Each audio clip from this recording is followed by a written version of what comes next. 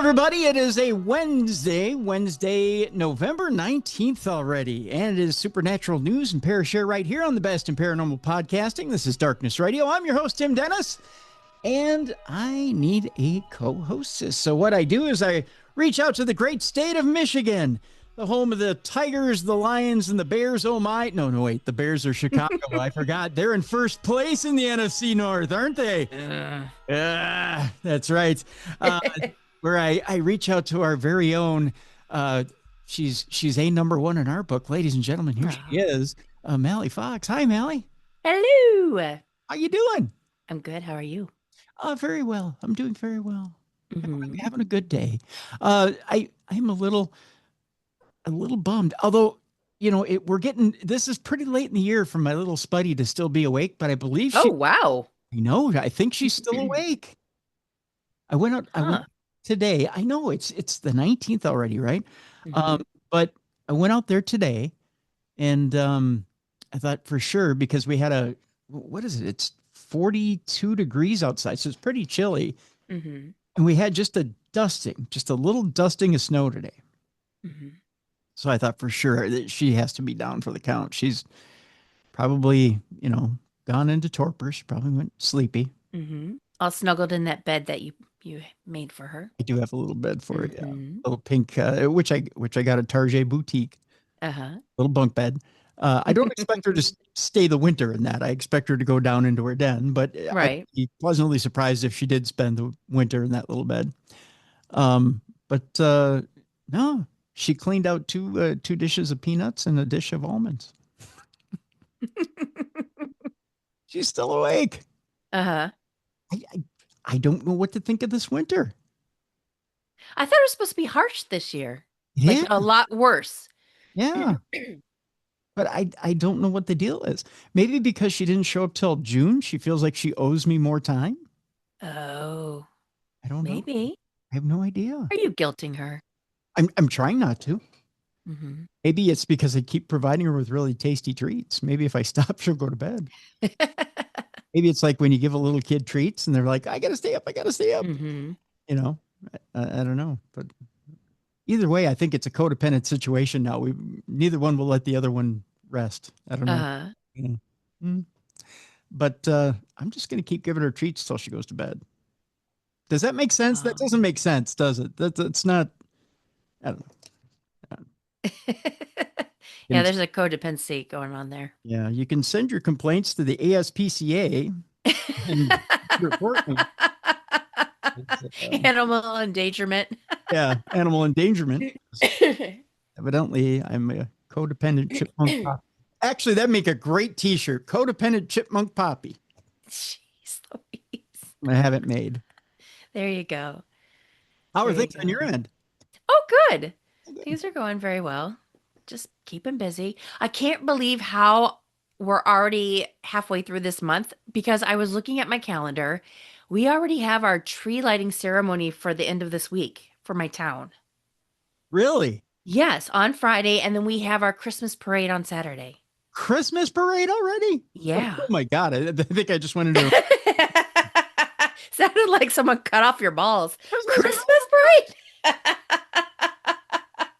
I did learn from the Drew Barrymore show that Botox in your balls is a new thing for men. Get out. Serious. I don't know why I had to learn that from Drew Barrymore, but I did. Now I'm picturing wrinkly balls like walnuts. Yeah. Yeah. I'm sorry. Christmas tree lighting already? Yeah. Is that weird? Very weird. There's a lot more being done now before Thanksgiving to get to Christmas. Like my neighbor that's kitty corner from me, she had lights up about 5 days ago. And earlier and earlier now, it seems like people can't wait for Halloween to get over so they can get their Christmas stuff up. It usually takes me about a week into November to take down our Halloween stuff. Yeah. I slowly, it took me about a week too. It took me about a week to get the Halloween stuff off the porch. The neighbors were looking at me funny. But it took me about a week to take the Halloween stuff down. I very reluctantly took that down. I did have a little I still have it up. It's a little you can get like a little goat skeleton. It's like a little baby goat skeleton and I have Does it. it scream? No, it doesn't scream. Okay, I wish because it there's did. one that screams. Oh, tell me where I want it. We got it from because we have it. Where did we get it from? I think we just got it from like Michael's or something years ago. Really? Yeah. I want it. Mhm. It's got all, it freaks the hell out of me when I hear it. I tell you why I want one. Okay. Did I tell you why I want one? Mm-mm. Everyone's gonna Go. think I'm an asshole. You ready? This is why Okay. I want one. Okay, so the reason why I have the goat is Hmm. because we have a little thing called Chip Chip's Nut Hut, which sits out on the front porch step, Okay. and I keep the seeds, I keep the sunflower seeds or a dish of sunflower seeds out on this front porch step because you can look out the front door and you can see like whether it be squirrels or chipmunks or birds or whatever they eat out of this little dish. Hmm. Well, there's one raccoon that comes out at night and finishes up the remainder of the seeds. Okay. He gets really greedy, right? And Hmm. like he'll chew up and spit out all the seeds. Like he doesn't really finish them. He just chews them up and wastes them. Uh-huh. So I think what I'd like to do is I'd like to get one of them screaming goats. Oh, Jesus. So when he The comes, sensor kind, so when it gets near it. yeah, so you go, oh, because he knocks the goat over on purpose. Oh. Keep in mind, the goat is standing on top of this, and it's an old, what it is, the nut hut is an old Barbie horse den Okay. or a horse barn, Hmm. but it's wood. It's like wooden. It's like one of the old ones, right? That you get at like, you go to the Salvation Army and it probably stands about 2.5 feet tall, right? Hmm. So Yeah. he's got to jump up on top of the nut hut and knock this goat over when he sees it. Hmm. So he's getting mean with the goat, or he stands up and he paws it and knocks it over. Uh-huh. It's stand and watch over the seeds. So my whole thing is I want one that screams back at him. Oh. I mean, just a little friendly fire. Hmm. Is that mean of me? It's not mean, but I think that have you ever watched those videos of the raccoons, how they like wash their food? No. Oh, it's so cute. There's a woman that feeds raccoons, like it's a family, Mhm. and she talks about how like she's the babysitter and how they're lazy and stuff, and they just drop the kids off and then they disappear like the parents do. But anyway, it's very cute. But yeah, some of them are so cute. They're just like bottom heavy and everything, and they're just lazy. They'll like sit there and lay by the water and just like pick up a grape and just kind of dip it in the water and then just like feed themselves. It's funny. I'm sure they're annoying to some people, but I find them very cute. I caught one in the birdhouse the other night. Oh. Just helping himself to peanuts. I was like, "What are you doing? Get out of there!" And he didn't even get alarmed and run. He just, Uh-huh. oh, jeez, and he slowly got out of there. Yeah. Like, oh, Those trash pandas are used to humans now. They do not. yeah. Yeah, they don't scare easily. No, he was just like, oh, jeez, are you kidding? All right, fine. I kind of imagine he had like an Archie Bunker voice, like, yeah, jeez, all right, whatever. I get it. Slowly waddles away. Yeah, yeah, all right, fine, whatever. I'll go find something else to eat. Just like, okay, fine. If I gotta, I gotta. Hmm. Mhm. So that's what's new on this side of the world. But we Hmm. should probably get to our story, shouldn't we? Probably. Probably. Lots of big news this week. We'll talk Three Eye Atlas, who is also a growing boy, and we'll talk about that. It's still not an alien, folks. I hate to Hmm. you know, hate to tell you kids that. Marco Rubio is talking about whistleblowers. We'll talk about that as well. We've got some cases of some alien abductees and contactees. We're not heavy on the alien stuff today, I'll tell you that much. But we will talk. We have some. Oh, by the way, just in Uh-huh. time for the Christmas season, Mallie, Okay. ready for this? Hmm. Just in time for the Christmas season, we'll talk about naughty, naughty AI toys. Oh boy. Yeah, this would Jeez be a fun little Louise. segment. Yeah. Yeah. Yeah. According to my cousin over there at the Vatican, Jesus did not appear on a French hillside. We'll talk about that. Hmm. The Conjuring House. There's a whole new drama around that now.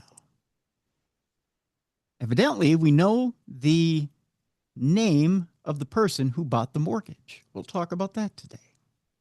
And maybe we'll do a little speculating. So conspiracy theory. Well, I won't go completely into the theory. You and I talk behind the scenes about it, but Yeah. I want to throw a few theories out there and let our audience speculate. Okay. Yeah.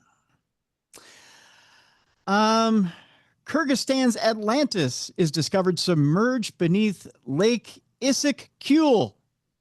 Where's that at? I don't know, but It beats me. Yeah, we'll find out sometime tonight where exactly that is. And I believe for our palate cleanser today, believe it or not, the beaver is back in Scotland, baby. The men don't have to wear the skirts anymore. All that and much more today. And we do have one of your Parashares today. Yes, we do. Parashare. Very nice. Yep. So we have a Parashare as well today. But first, Mallie, let's talk Three Eye Atlas and the fact that it's a growing boy. It's a grower, not a shower. Interstellar comet Three Eye Atlas's tail is still growing, according to a new image. So I don't think it's an alien. Yeah. Sorry, people. Yeah. Interstellar comet Three Eye Atlas's exhibits a bright, extended ion tail while releasing gas and dust as it travels through the inner solar system. This, according to a new article. A stunning new image of interstellar comet Three Eye Atlas and C2025 N1 Atlas reveals the cosmic visitor's ion tail has grown dramatically longer and more structured, which is a sign of intensifying activity as it continues its journey through the inner solar system. The image, captured by the Virtual Telescope Project at 11:31 p.m. Eastern Time on November 10th, is composed of 18 separate 120-second exposures remotely taken by robotic telescopes located in Manciano, Italy. Despite the comet being just 14 degrees above the eastern horizon and a bright 61% moon shining about 70 degrees away, a sharply defined luminous ion tail is seen. Exploiting the unusual good weather of this season, we image the interstellar comet Three Eye Atlas, or C2025 N1 Atlas, again, recording a much more developed ion tail. Gianluca Massi, who is the Virtual Telescope Project founder and astronomer, said in a post sharing the new image. Looking at the picture, we see how the ion tail of Three Eye Atlas is clearly showing better and better, he went on to say. An ion tail forms when the sun's ultraviolet radiation strips electrons from gas molecules released by the comet, turning them into charged ions. The ions are then swept away by the solar wind, a constant stream of charged particles flowing outward from the sun, which creates a long, often bluish tail that always points directly away from the sun, regardless of the comet's direction of travel. The tail differs from the dust trail, which tends to appear yellowish white and curves gently along the comet's orbital path. In the new image, the comet's bright core is surrounded by a compact coma. Coma. It looks like coma. And it's COMA. It looks like coma. And a sharply defined ion tail stretching roughly 0.7 degrees across the sky. A faint anti-tail, a feature which is caused by the observer's perspective as dust trails along the comet's orbit, can also be seen extending in the opposite direction. The image shows a clear increase in activity compared to earlier observations, suggesting that Three Eye Atlas is venting gas and dust more vigorously as it reacts to solar heating. Now, Three Eye Atlas is only the third confirmed interstellar object ever detected, following Oumuamua in 2017, still my favorite comet to ever talk about, and Two Eye Borisov in 2019. Now, unlike its predecessors, this visitor from another solar system is bright enough to be studied in detail by ground-based telescopes, offering astronomers a rare opportunity to observe how an interstellar comet behaves under the influence of our sun. Let me show you here real quick, Mallie, what this thing looks like as it got taken 120 exposures of it. See it? Mm-hmm. Yeah. Yeah. But it's a grower, not a shower. Yeah. Yeah. And I tell you what, I'll post this in the description of the program so you can get a look at this supposed alien that's flying around. But no, it's a comet. Hey, off topic. Did you see the meteorite shower the other night? I didn't, but I did see the Northern Lights. Yes. I got pictures. Oh, you took pictures? I did, yeah. Yeah. In fact, let me see if I can pull one up here for you. But yeah, no, I didn't see the meteor shower. Did you? No, I didn't, but I saw the Northern Lights as well.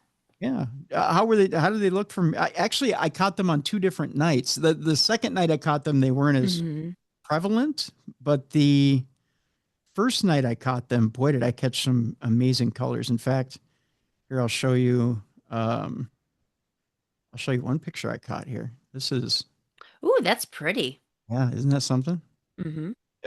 Those of you who are watching on video, you'll see the first night that I caught them, which was amazing.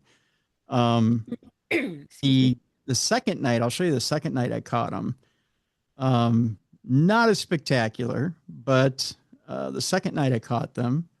Let's see, I'll try to get the best one here. This is probably the best one. It was less of a pink. Okay. Yeah. Not as much pink. Yeah. But it was still pretty impressive. Mm-hmm. So, yeah. And you know what? That's probably the most, probably the brightest I've ever seen the Northern Lights, especially here in the Twin Cities area. You don't typically see them here. Yeah. It's harder. Yeah. It's definitely harder when you're in the city. With light pollution and all. But it was a treat, I'll tell you that. It was fun to watch, and to be able just to step outside your door and have it be right there. I mean, it was amazing. And the ones that were really bright there that first night, I mean, you could see it with the naked eye. Normally, you've got to pull out the camera and you've got to see it.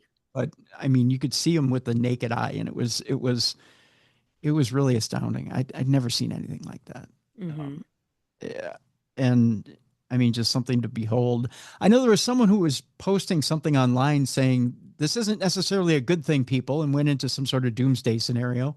About solar flares and how the Earth could be coming to an end. Not coming to an end, but the scenario is this: that if solar flares could shoot out that far, wrap around the Earth, it could also strip away our magnetosphere, which could also do such things as cause an EMP flare or electromagnetic pulse. It could wipe out our phone service. It could wipe out all of our basically anything that works on an electromagnetic pulse, right? It could basically wipe out all our electronics. It could wipe out our electrical grid. We could basically get sent back into the Stone Age, and we wouldn't know what to do, and basically all hell would break loose. So this person was contending that, you know, we could basically be sent back into the Stone Age, and the worst of humanity would come out. My whole thing was settle down, pal. I think we're going to be okay.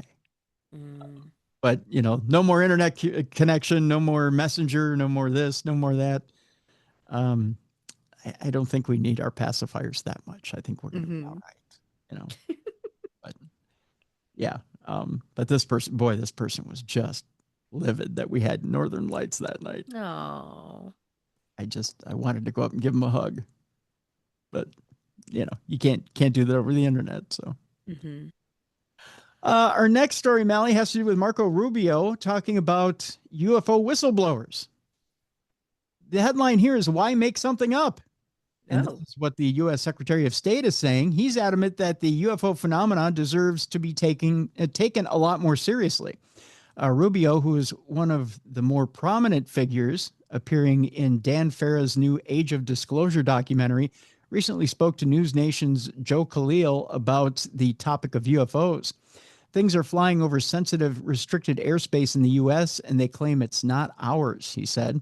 That alone is reason to look into this stuff. My biggest fear is, in all this, he went on to say, frankly, is that some adversary has made a technological leap. That would be really bad news, Rubio went on to say, and we would be caught flat-footed on it. Rubio also touched upon the subject of UFO whistleblowers such as David Grush, who had controversially claimed that the U.S. government has been involved in a multi-decade program to recover and attempt to reverse engineer crashed UFOs or UAPs. He had also claimed that non-human biologics had been found at some of the crash sites. One of the two things here are true, said Rubio. Either what he is saying is true or partially true, or we have some really smart, educated people with high clearances and very important positions in our government who are crazy and leading us on a goose chase. Let's hope that's not the situation. Right. Either one is a problem, Rubio went on to say. Overall, he argues it is difficult to assess credibility due to the stigma attached to the subject. What incentive would people with those qualifications have? These are very serious people to come forward and make something up, he asked. He does make a good point, but then perhaps it's possible that individuals like Rush are basing their claims on rumors that they believe to be true, even if they aren't. Ultimately, without full disclosure, we may never know for sure what is true and what isn't.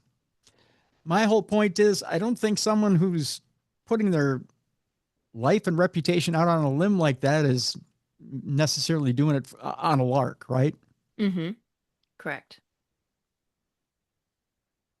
Pardon me, I had to take a sip there. My whole thing is I think that if they're coming forward, they actually have some information that they, at least some credible information that they have to put out into the public forum. Now, are there some individuals that maybe put that stuff out there because there's a mental illness involved there? Possibly.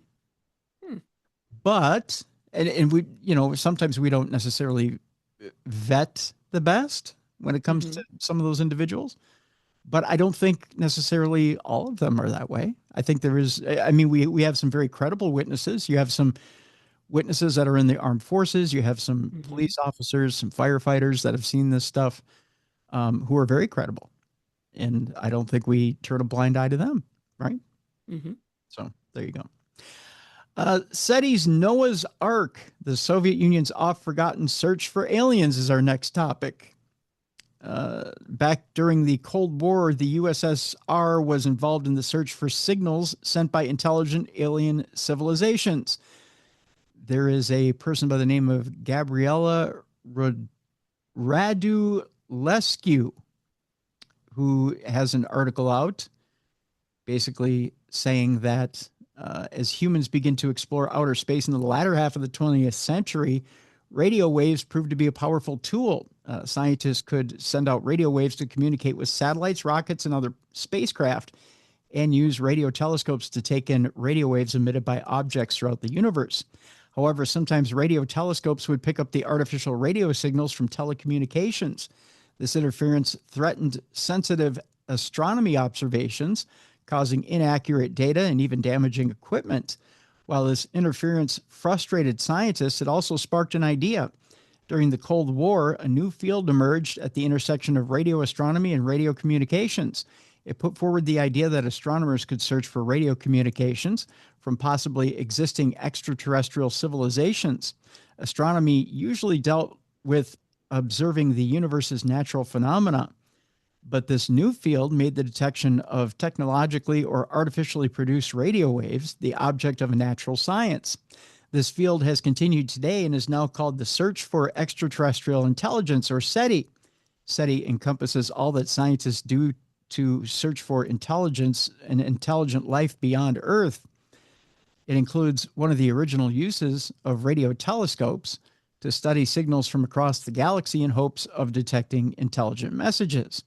When the idea behind SETI was first proposed and pursued in the 1960s, only two countries, the U.S. and the USSR, had the technical capability for it. As the only space powers at the time, they were the key factors affected by radio frequency interference. As a historian of science, it turns out that Gabriella worked to make sense of what happened throughout the history of Soviet SETI during the space race by analyzing a range of primary sources. SETI captured the scientific imagination of many prominent Soviet astronomers in the 1960s and early 1970s. Astronomers have yet confirmed any detection of radio signals or any other kinds of signs from extraterrestrial civilizations, but many scientists are still searching. Even as their bold ideas run into obstacles, some evidence suggests that humans might be the only intelligent life in the universe. Now, SETI is intertwined with the profound changes brought by radio astronomy. Up until the second part of the 20th century, scientists could see astronomical objects and phenomena only in optical or visible light. Optical light is the same kind of light that the human eye is sensitive to. Now, after World War II, scientists figured out that they could peacefully use radar antennas developed for use in that war to detect radio signals coming from objects out in the universe. Deciphering these signals allowed researchers to study astronomical objects in the universe. They learned, for example, about the most abundant element, which was hydrogen. In the former Soviet Union, the prominent radio astronomy pioneer Yosef Samuilovich, he has a third name, Mallie, which is Shklovsky. Oh, I thought you were going to say like Jones. Yeah, Something easy. Yes, Jones. Played a key role in detecting radio signals from hydrogen. Scientists knew that every chemical element would absorb certain wavelengths of light and reflect others, and the light signals that an object absorbed or reflected could tell astronomers what element it was. Most hydrogen could not be observed directly in optical light, so astronomers didn't spot it out in space until they started looking beyond the visible light spectrum. Shklovsky, which, by the way, I love their sandwiches. I don't know if you ever went to the one in Edina, but it was... I totally thought that when you said that, I was like, ooh, sandwiches. No, that was Shklovsky's, not Shklovsky's. I know, but I was like, oh, sandwiches. I miss Shklovsky. You know, Shklovsky's isn't anymore. Like the whole chain or just near you? Just the one in Edina. Wow. I miss that place, though. It was really good. I'm in the mood for a good deli sandwich. I know. They're so good. Shklovsky figured out how to detect hydrogen with radio waves, which helped astronomers map the distribution and motion of hydrogen gas in and between galaxies. Historians generally consider the year 1960 the start of the golden age of radio astronomy. I remember when they played all those programs on SETI satellites. Oh, it was so good. After the detection of hydrogen, astronomers discovered previously unknown types of stars, such as pulsars and quasars. The phenomena offered scientists new insights into the nature of astrophysical phenomena and fundamental physics.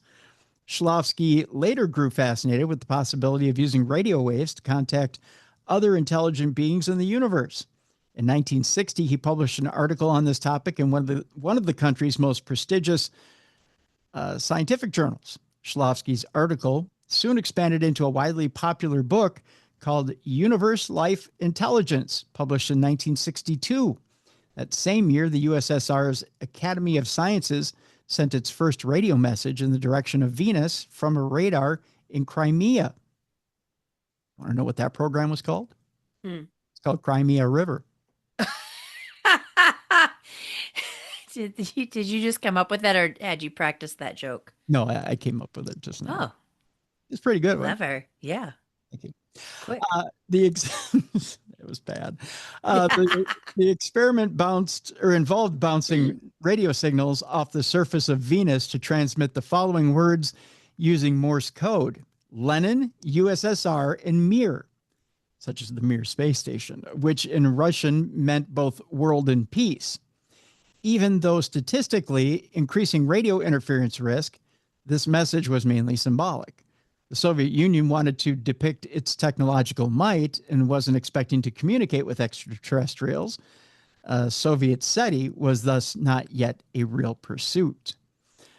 Skipping ahead a little bit, SETI was the first and only domain of astronomy to study artificial radio signals itself. It directly addressed radio frequency interference during a time when these frequencies were highly unregulated. Stakeholder countries eventually addressed the radio frequency interference issues with international agreements on radio frequency usage and allocation. An international committee approved a feasible and comprehensive radio frequency allocation program and plan for the first time in the 1970s. The plan has been revised and renewed ever since. Today, Space scientists and astronomers use an internationally agreed upon plan to minimize any interference. Remarkably, SETI began even before this allocation plan. SETI continues its rich legacy today by continuing to search for signals and along the way, discovering new astrophysical objects and phenomena. I think a lot of people assume when they hear SETI, you think of the big satellite dishes. Mm-hmm. Shoulder Yeah. popped when I did that. Ooh. Yeah.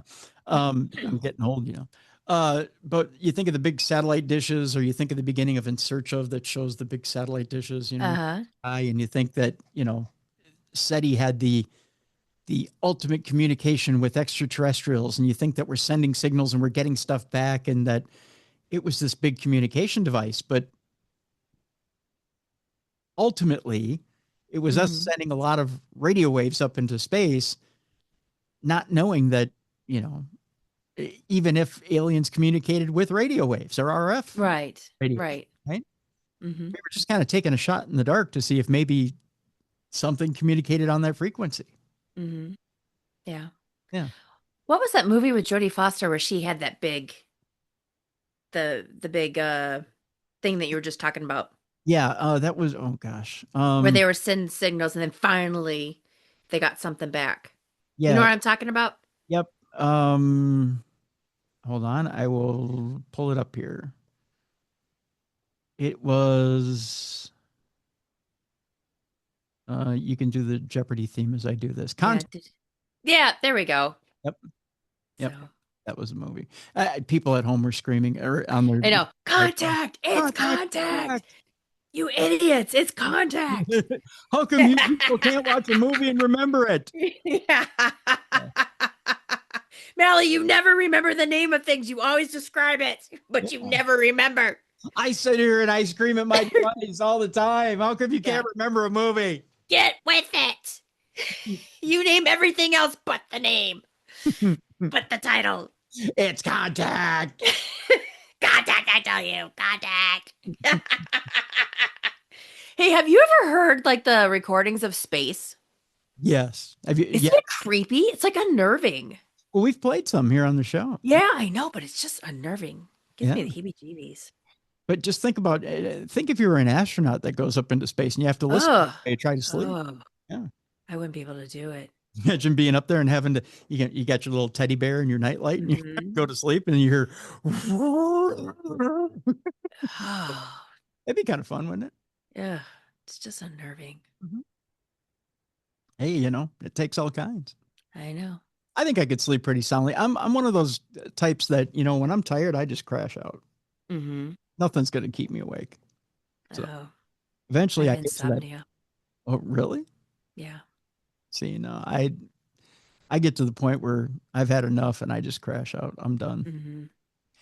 But see, I also have chronic pain. So, I'll get up like 3 times, 4 times, 5 times a night.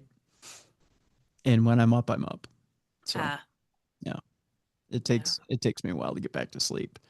So, yeah. So I do little things like my grandpa had a trick where he would eat a Tootsie Roll, like a little Tootsie Roll. They call them midgies. I think they still do, which is really politically incorrect. But yeah, like a little tiny Tootsie Roll. Like throw one in his mouth, and it's a mnemonic trigger, right? Throw one in your mouth and you think you feel better. Those make me drool. They make everybody drool. By the way, never fall asleep with one in your mouth. It becomes a mess. I woke up once with like my brown drool. Yeah, like I had a brown streak all the way back to my ear once, and it all over the side of my pillow. It looked like I shat myself out of my mouth. Ew. Yeah, it was horrible. Yeah, but never fall asleep with one. Terrible. Where was I going with this? Oh yeah, look, kids, look what I can do. Yeah, look what I can do. I can shit out of my mouth. That's a South Park episode, by the way. Oh, is it? Yeah. You shut out your mouth. Yeah. But yeah, it's but but when I'm out, boy. I'm done. Yeah. So I just learned that, when you fall asleep, you got to go to sleep, right? You got to do it. So gotcha. You just got to make yourself pass out. That didn't sound right, I know. No, it did not. The handy feature. Yeah. And when you got to get away, you just got to nod your arm. I don't know what that means either, but Yeah. we'll just pretend we didn't hear that. Anywho, let's just get to our next story, shall we? Mm-hmm. There was some unbelievable footage from a Canadian cargo ship, which sparked major UFO sighting frenzies this week. Canadian cargo ships. You're a big fan of the Canadians, right? You know what? There was just one person that I disliked. Just one. Right? Just one. And unfortunately, I looped her into the whole country. Yeah. So, but now, time has passed. You've made peace. It's been a while. You made peace. You love our Canadians. I've made peace, yes. It took me 18 years, but I'm good now. Oh, you're a big fan of maple syrup and back bacon, right? Yeah. Yeah. I love my Canadians. Sure. Except, I don't love her, but no. God says to love. Yeah. Go but I do love most Canadians. Yeah. And I can see them from where I live. Yeah, you can see them from your back porch. What? No, well, I go to my front porch and I can see Canada. Oh, okay. Well, there you go. Mm-hmm. Yay, Timmy Hortons, right? Give me a yay, Timmy Hortons. Yeah. Mm-hmm. All right. I don't know where this is going either. A Canadian cargo ship footage sparks a UFO frenzy with a mysterious object seen hovering and speeding into the night sky. Unbelievable footage captured by a Canadian cargo ship has ignited that frenzy. Late last week, seafarers aboard a Canadian registered freight vessel filmed what they described as an otherworldly object hovering silently above the deck and then shooting away at an incredible speed, according to the post on X by World News X. The clip was captioned UFO sighting. A cargo ship camera captures unbelievable footage in Canada. The ripple reaction among social media users and UFO watchers was immediate. Although the original video remains unverified, comments from early watchers say the object appeared as bright metallic disc that hovered above the vessel's light mast for several seconds before climbing vertically into the night sky. One viewer wrote, "What is that? Pretty scary. It's so close to home. Yikes." The unusual behavior, hovering, silent operation, rapid ascent, aligns with many classic UFO reports. Now, Canada has a storied history of unexplained aerial phenomena. For instance, in the acclaimed case of the Shag Harbor UFO incident, and no, there wasn't naughty stuff going on at Shag Harbor. I don't care what you say there, Mel. Multiple witnesses report a large object plunging into the waters off Nova Scotia. That incident remains one of the country's most thoroughly documented. More recently, skywatchers across Canada and the U.S. were baffled by a spiral of white light moving across the evening sky. According to the Weather Network, a mysterious-looking spiral moved across the evening sky in parts of Canada and the U.S., grabbing a lot of people's attention in the process. That event, it turned out, was caused by a spent rocket stage dumping fuel. Yet it shows how easily the public can interpret strange lights as extraterrestrial. Despite the excitement, experts caution that many of these sightings have prosaic explanations. In the spiral light case, it was ruled man-made. Although it looked otherworldly, it was actually man-made. It was Europe's Ariane 6 rocket. Europe has a space agency? I did not know that. I didn't know that either. Meanwhile, according to a broader summary of UFO phenomena, more than 95% of all UFO sightings can easily be dismissed as military aircraft, stars, planets, meteors, flares, weather balloons, and man-made hoaxes.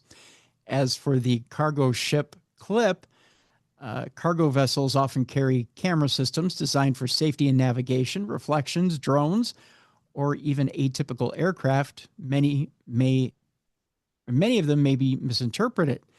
Investigative bodies may now begin by verifying the timestamp, GPS coordinates, and ship log of the vessel in question.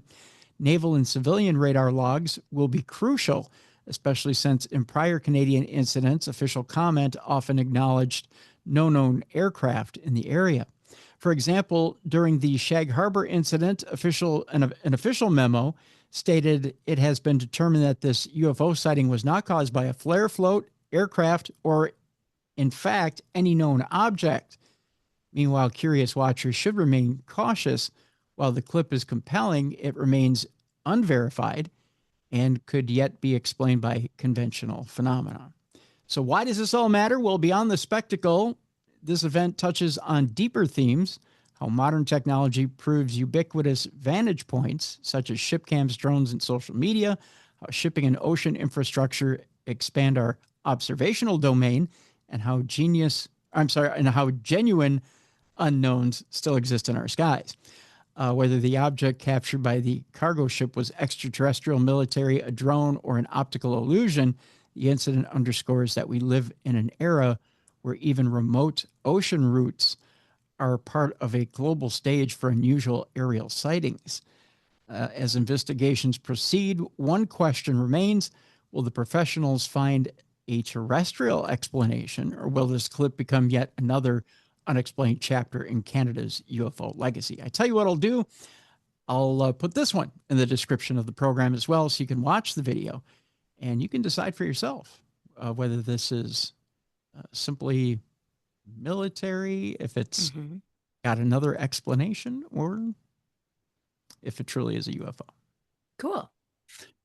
All right. We got some bonkers cases of alien abductees and contactees here, Mal. On the program tomorrow, we'll have Darcy Weir in. He's a filmmaker who has a new movie on Amazon Prime called The Psychic Phenomena. And in that, he'll be talking about remote viewing. He'll be talking about how the psychic phenomena kind of lines up with abductees, and how it lines up with the alien phenomenon as well. And actually some of the remote viewing phenomena in the 60s and 70s, and how they actually did some remote viewing on alien civilizations. Oh, okay. Which is a little freaky. It's a little disturbing. One aspect of the UFO phenomenon has been going on for quite some time, and it's that of alien abductions. Now, these are the times when people are taken willingly or not and whisked off to the unknown, then coming back with some very strange stories to tell. Some of these are even weirder than others. And here in this article, they look at some of the more bizarre alien abduction cases that there are. I'm going to give you an example of one or two. I'll post the rest of them in the description of this program so you can read all of them. It's a longer article. So we'll give you just a taste here, and then you can go read for yourself if you're interested in more. Such accounts can fall in many places at the range of the weird, but one of the weirdest is that of a South African woman who claims to not only have been spirited away to an alien planet, but also to have had an alien lover and a child.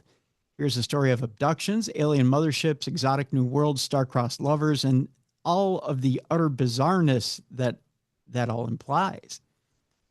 Looking at her life before all the strangeness started, one would have never accused Elizabeth Clarer of being particularly unusual, crazy, or unhinged. She was actually very respectable. Born in South Africa in 1910, Clarer studied music and meteorology in England before serving as an accomplished pilot for the Royal Air Force and working for the South African Air Force Intelligence. She was decoding secret German transmissions. It would not be until after the war, when in 1950, she read a book on UFOs and began to have long buried memories come floating back to the surface from her childhood. She recalled that when she was 7 years old, she and her sister had seen a luminous silver disc fly over their farm, as well as a bright orange, red, and cratered planetoid that flew past high in the sky.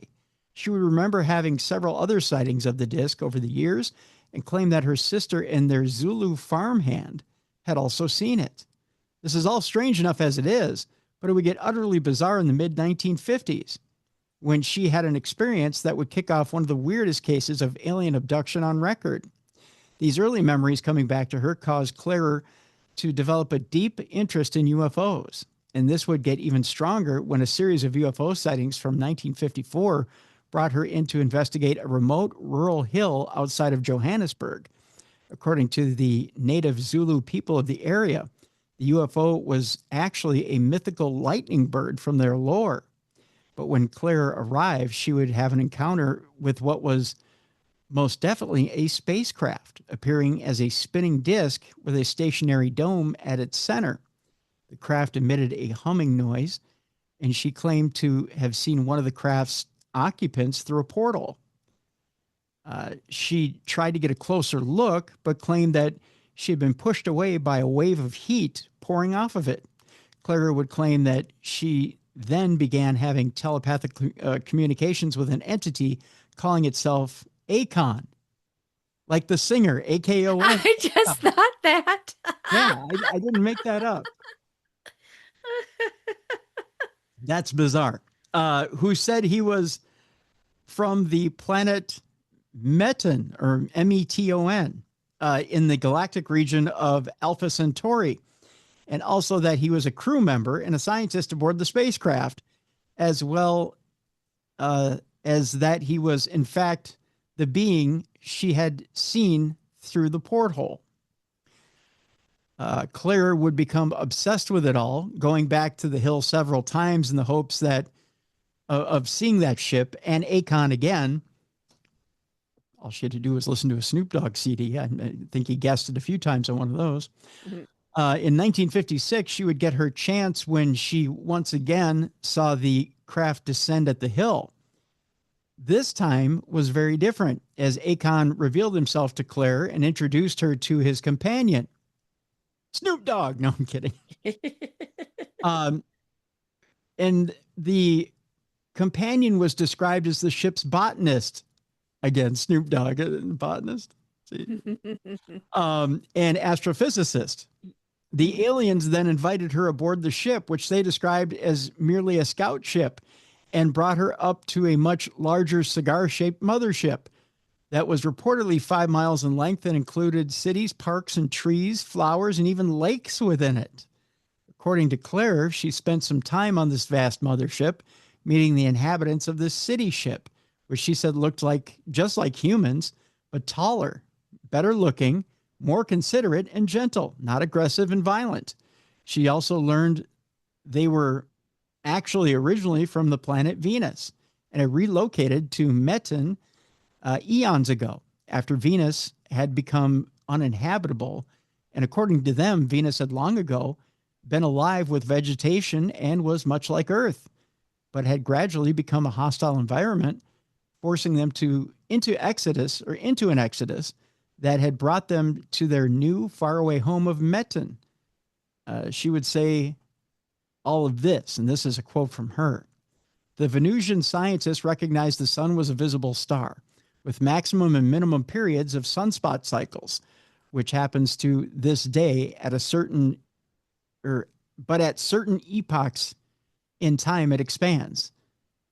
Now the sun is expanding and contracting all the time. It is pulsating like a heart, but at certain epochs it expands but more in intensified radiation. Now this is what happened to Venus, and being closer to the sun, her seas had dried out, but what little fauna remained and all the flora were destroyed. And then, of course, the dinosaurs, which had dominated the Earth, were also destroyed through the intensified radiation. Thus, the great civilization from Venus, which we call the mother planet, was able to get away from Venus and landed on Earth and the moon as way stations. They moved to Meton, which is now the home planet because it is very similar to the mother planet, Venus, in atmospheric conditions, distance from the star, and also, the more important of it all, the higher vibratory rates, which is more compatible to an advanced civilization and consciousness. They had bases on the moon, Mars, and Earth, which they still visit. The Venus people left a station of their civilization here on Earth to look after the planet and advance the mentality and consciousness of the indigenous people of this planet, which they are in the process of doing. I hope you got that straight, because I'm still following. Claire was then returned to Earth. She had several meetings with Akon, usually at the same hill, and she found herself becoming attracted to him. Oh boy, here we go. She's attracted to a Venusian. During their rendezvous, Akon purportedly gave her a silver ring that enhanced her telepathic connection and told Claire that she was in fact a reincarnated Venusian with whom he had been romantically involved with when Venus was still alive and before they had fled to Meton, which, however you pronounce it, and that they were in fact soulmates. Oh, see, he's getting his freak on. Look at that. Mm-hmm. Just a little opening line here, Mallie. That's all it takes. See, get freaky with an alien. Keep that in mind when they come and invade us. Mm-hmm. Which would you prefer, getting freaky with an alien or getting freaky with a ghost? See, a ghost is at least human, but then again, there's the freak factor of the alien. You know what I mean? If someone said, I mean, would you look at them and go, if they said, like, which one would you believe more so if they told you? You know? Probably the alien. Mm-hmm. I think so too. Yeah. Okay, so he gives her the ring. He's like, "Hey, we're soulmates, girl. You know, you was us and we was you, and blah blah blah blah blah, blase blase woo woo. I got you a ring. Woo woo. Yep. You're gonna do this, right?" That's as far as we're gonna do this. We're gonna. He sounds romantic. We're gonna do this. Hey, we're gonna do this, girl. We're gonna lay this down. You know, let me put on some of this celestial Barry White. We're gonna get busy. So one thing led to another, and according to Claire, they consummated their relationship. Yeah. Leading to her becoming pregnant with Akon's child. It was then that she decided to run off with her alien lover in 1958, and he agreed to take her up to their mothership once again, because, you know, he's a responsible alien. Mm-hmm.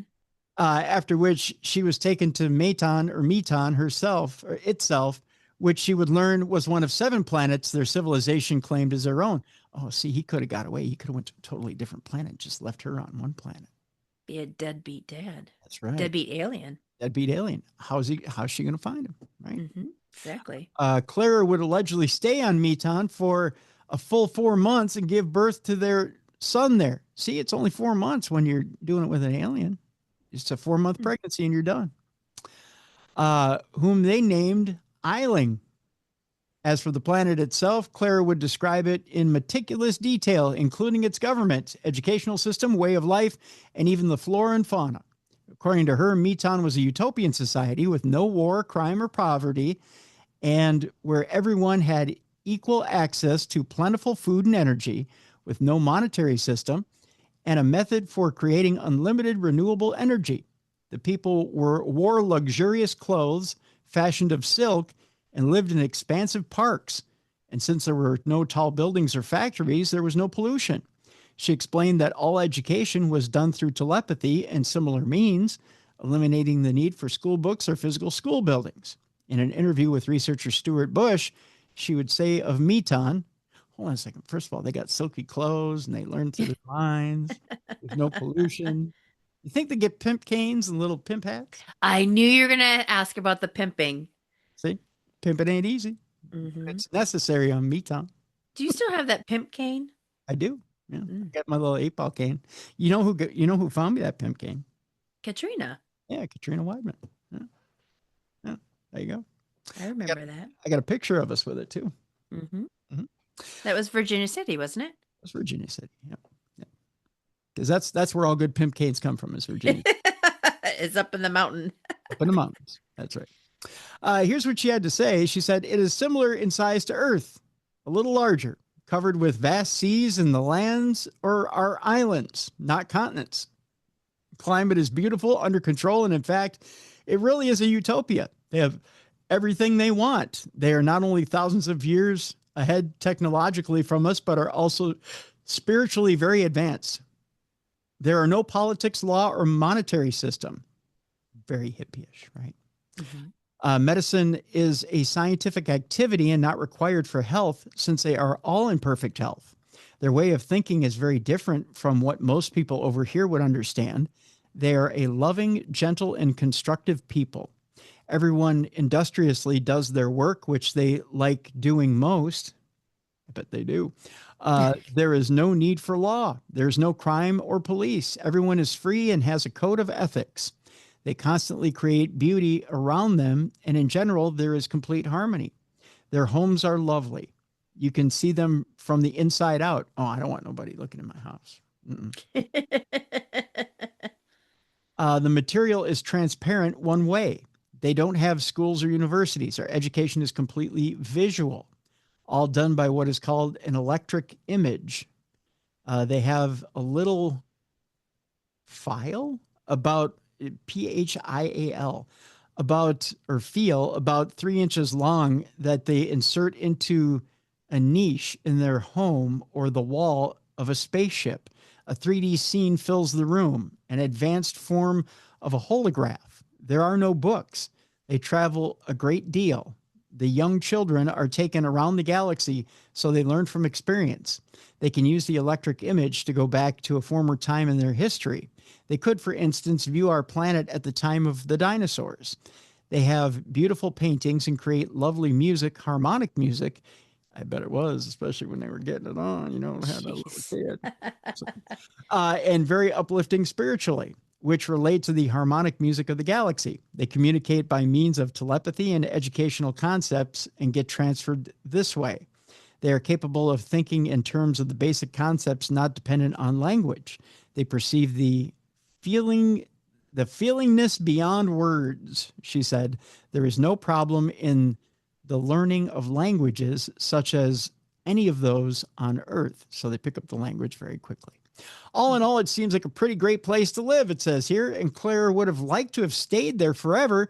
However, the conditions of Meton proved to be too much for her physically. She would explain that the vibrations of the magnetic field were too different on Meton compared to Earth, which weakened her heart and forced her to return to her home world. After a tearful goodbye to Akon and Meton, even leaving her son behind as well in order to complete his education, Claire returned to Earth. There she would sometimes meet with Akon and Eiling and frequently speak with them through holographic calls. According to her, Akon and her son would later embark on a journey across the universe together. She used her experience to preach for a society of peace, love, and environmental understanding, trying to raise awareness of these things and bring the people of Earth to a higher level like her beloved Venusians. In the meantime, when her story came out that she was sort of a celebrity in the UFO community, being interviewed by some of the top researchers in the field at the time, she became extremely popular on the convention circuit. I bet she was. And, she was a guest of honor at the 5th International Congress of UFO Research Groups at Wiesbaden in 1975, which was attended by scientists at 22 nations, and where she was given a standing ovation. They were like, "Oh, bravo, bravo! You were impregnated by an alien." To Betty White, excellent. Which was attended by, those scientists. Her story also made news headlines worldwide, where she was unfortunately often the butt of jokes, just like I just did. Yes. And ridiculed, although I didn't ridicule her. Yet she adamantly stuck to and defended her surreal story. In addition, Claire went on about writing a book about her experiences, which would eventually be published in 1980 under the title Beyond the Light Barrier. It was this book that she later claimed had drawn the attention of nefarious government parties who intimidated her and tried to silence her. She then began working on a second book called The Gravity File, but her death in 1994 saw it unfinished. Oh. That's kind of what happened there. Mm-hmm. That's a bizarre little story there. Mm-hmm. I tell you what, I'll post the rest of this article because it kind of goes on about some other stories about abductees, but that's kind of the wildest one. Mm-hmm. I mean, what do you think? Would you let yourself get absconded and go to a different world with a little alien freak? No, I think I'll stay here. Thank you. Like, no, nope. Nope, I'm good. Have no alien baby. No alien baby. I'm surprised her son though didn't carry on the story or If I was her son and my mom kept telling me the story over and over again, I get my blood tested. You know Yeah, what I mean? yeah, yeah. Why didn't the son come back and avenge mom? Yeah. Right? Be like, Mm-hmm. you people took my mama. Yep. Right? Let's see if I got alien blood. Yeah, right. But no, no. Kid was just fine on that world, I guess, on Meton. Mm-hmm. He was like, yeah, you know what? Things are chill here on Meton. I'm not going to Earth. Y'all freaks can stay there. Yep. I got schooled by my mind. I got peace and love and happiness and freaky ass Barry White. I'm good. And I can get me an Earth woman whenever I want. Mm-hmm. So I think he's good. Yeah. It's the rest of y'all that are off. So yeah, Little Island is good. Mm-hmm. And his dad is a world famous R&B singer, Akon. Mm-hmm. So, you got to love it. I never knew Akon was an alien. That's what I didn't know. Mm. That's what I Well, some people think that singers sell their soul to the devil. That's Maybe he didn't. He just was an alien. No, you got a point there, Mel. Mm-hmm. One more story, and then we go to break. There's a photo, and I'll show you this crazy photo of this man. It shows this man skydiving through the sun. Look at this. Oh, There he goes. that's weird. Isn't that a weird photo? Yeah. Yeah.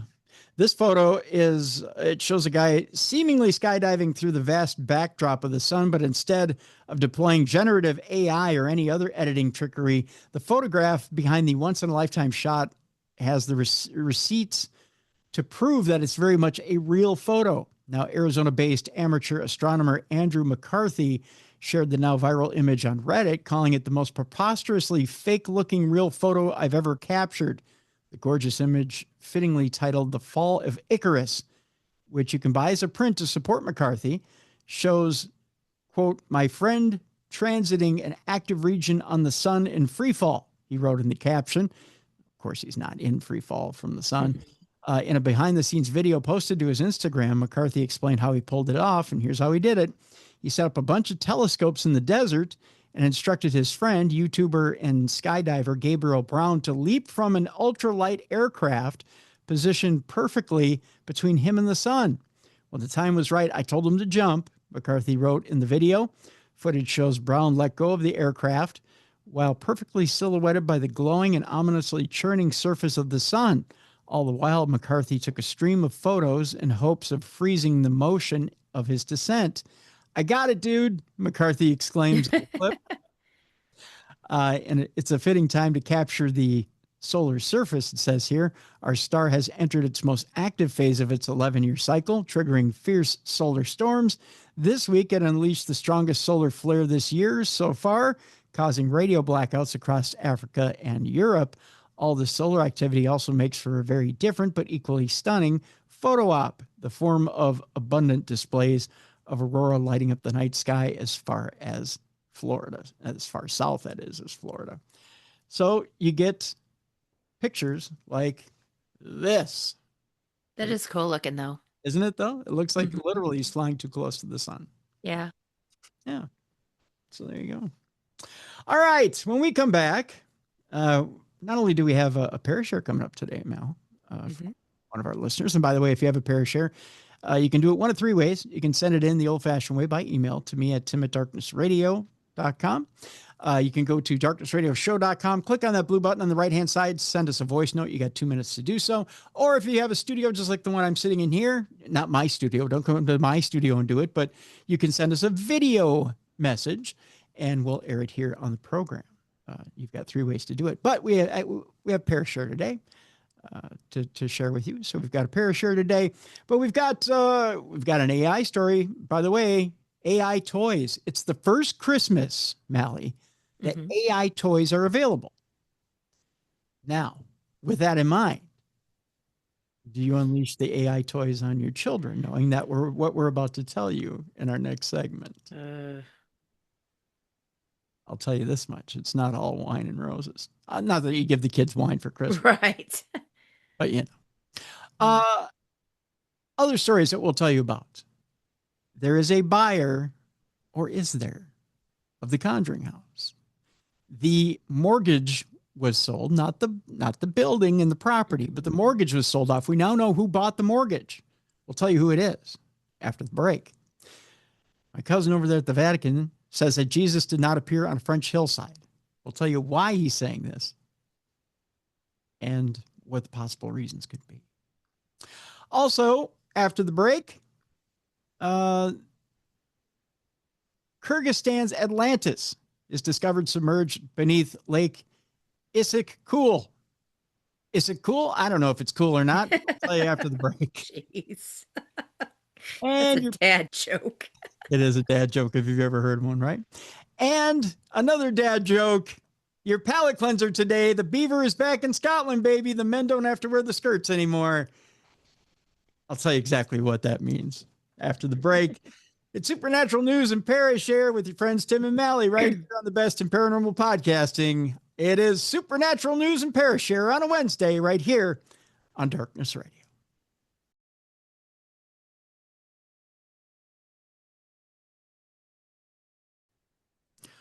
Welcome back to the Best in Paranormal Podcasting. This is Darkness Radio on a Wednesday, Supernatural News and Parashare with your friends Tim and Mallie. Mallie, guess what?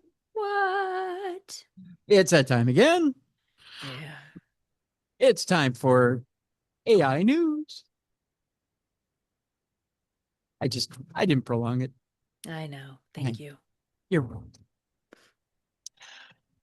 Our first story has to do with a robot that is so realistic that the firm decided to cut it open on stage to prove it was real.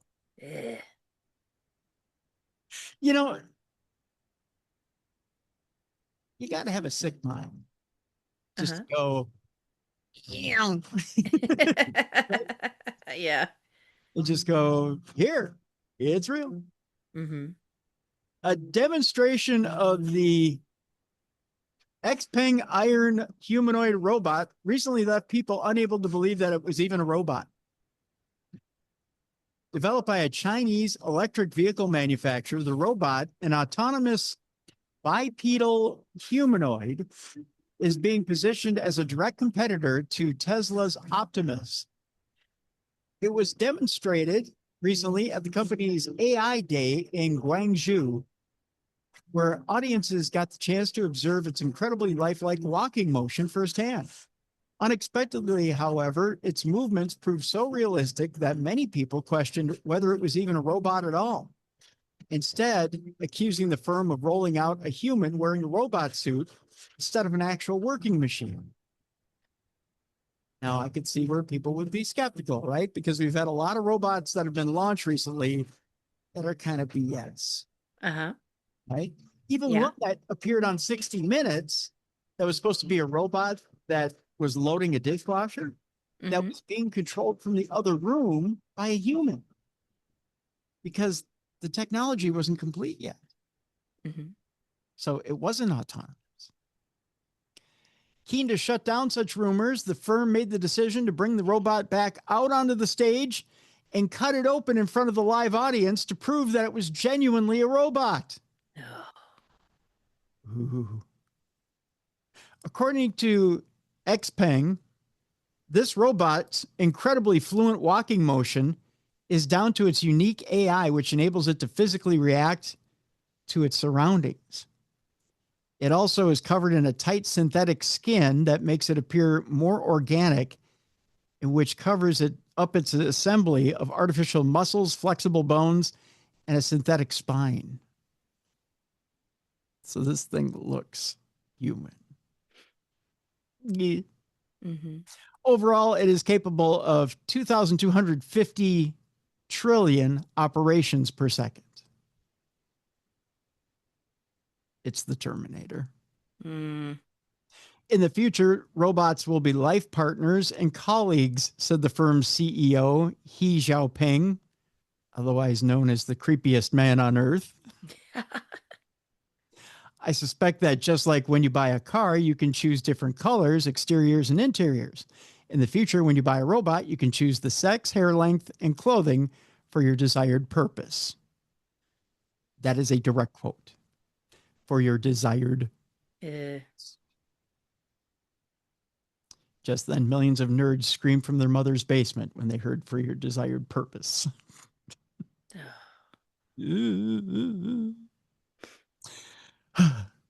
Meanwhile, say hello to your own personal chatbot, Jesus. Churches are tapping AI to save souls and time. So we don't have enough time to get everything done at the church. Isn't that fun, man?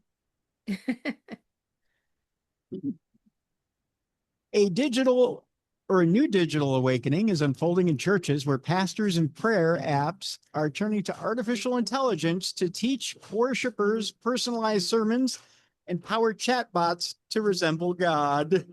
Uh-oh. Yeah. that doesn't sound right. Wouldn't that be a false god if it's resembling? Yes. Yeah. Mm-hmm. Mm-hmm. I don't like this. Yeah, that's not good. No, I don't like it all.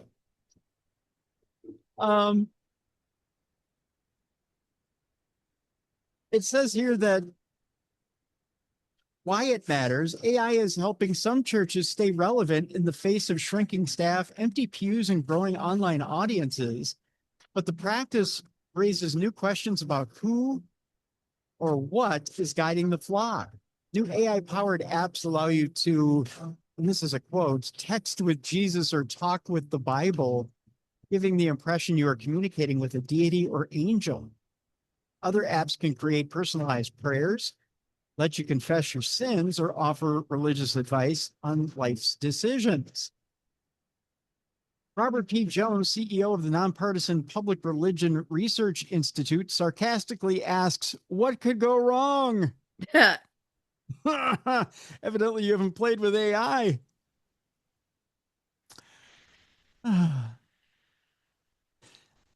The U.S. could see an unprecedented 15,000 churches shut their doors this year as a record amount of Americans, 29%, now are identifying as religiously unaffiliated. Mega churches are consolidating the remaining faithful, but even the most charismatic pastors struggle to offer private counseling with such large congregations.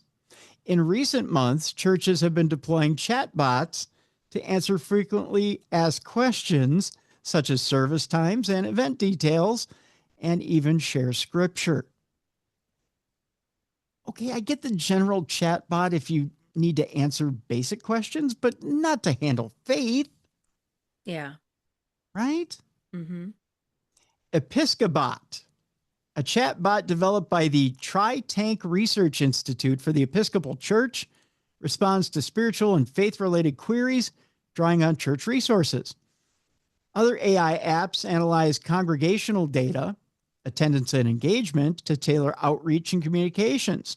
And more pastors are admitting that they use AI to assist in creating sermons or reduce writing time. Oh, great. AI is writing inaccurate sermons now. Yeah.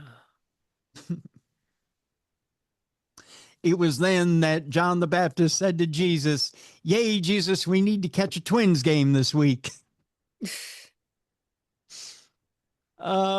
What they're saying now, every church or house of worship is business, it says here. There are absolutely opportunities to generate AI bots to evangelize. Reverend Chris Hope, founder of the Boston-based Hope Group, told Axios. Hope's consulting firm helps churches and minority-owned businesses use ethical AI. I don't think there's such a thing, but okay. AI can help with greater scheduling, coordination of preaching engagements, and missions work. We haven't tapped the surface with how we could integrate these technologies to advance the word of God, is his quote. Yes, but the AI uses getting the most attention and scrutiny are those that create the feeling that users are talking to a divine power or clergy. The Text with Jesus app, and yes, that's a real app, allows users to embark on a spiritual journey and engage in enlightening conversations with Jesus Christ himself. according to the app's website.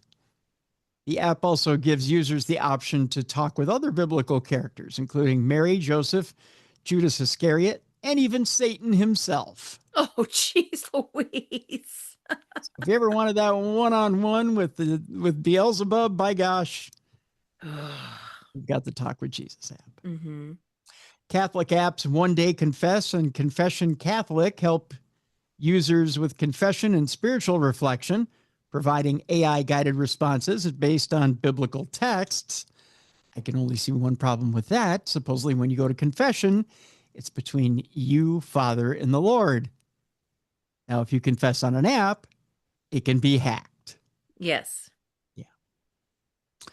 San Jose, California-based megachurch pastor Ron Carpenter has even created an AI app promising one-on-one personalized interactions with a bot version of himself for $49 a month.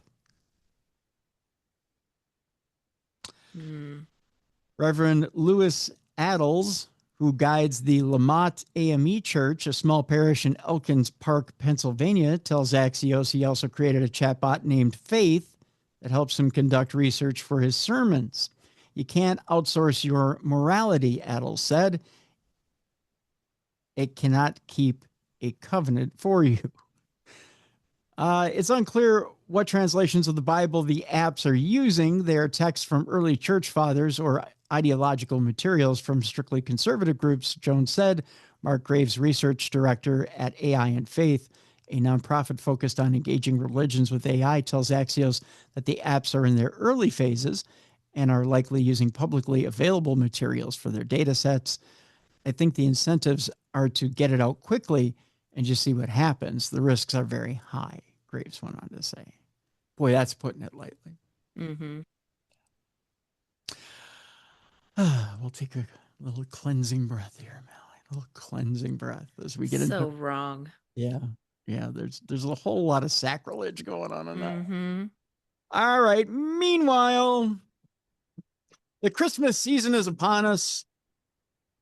It's the very first season in which AI toys are prevalent. Is that the word I want to use? They're out there in droves. The headline is, "What did that teddy bear say?"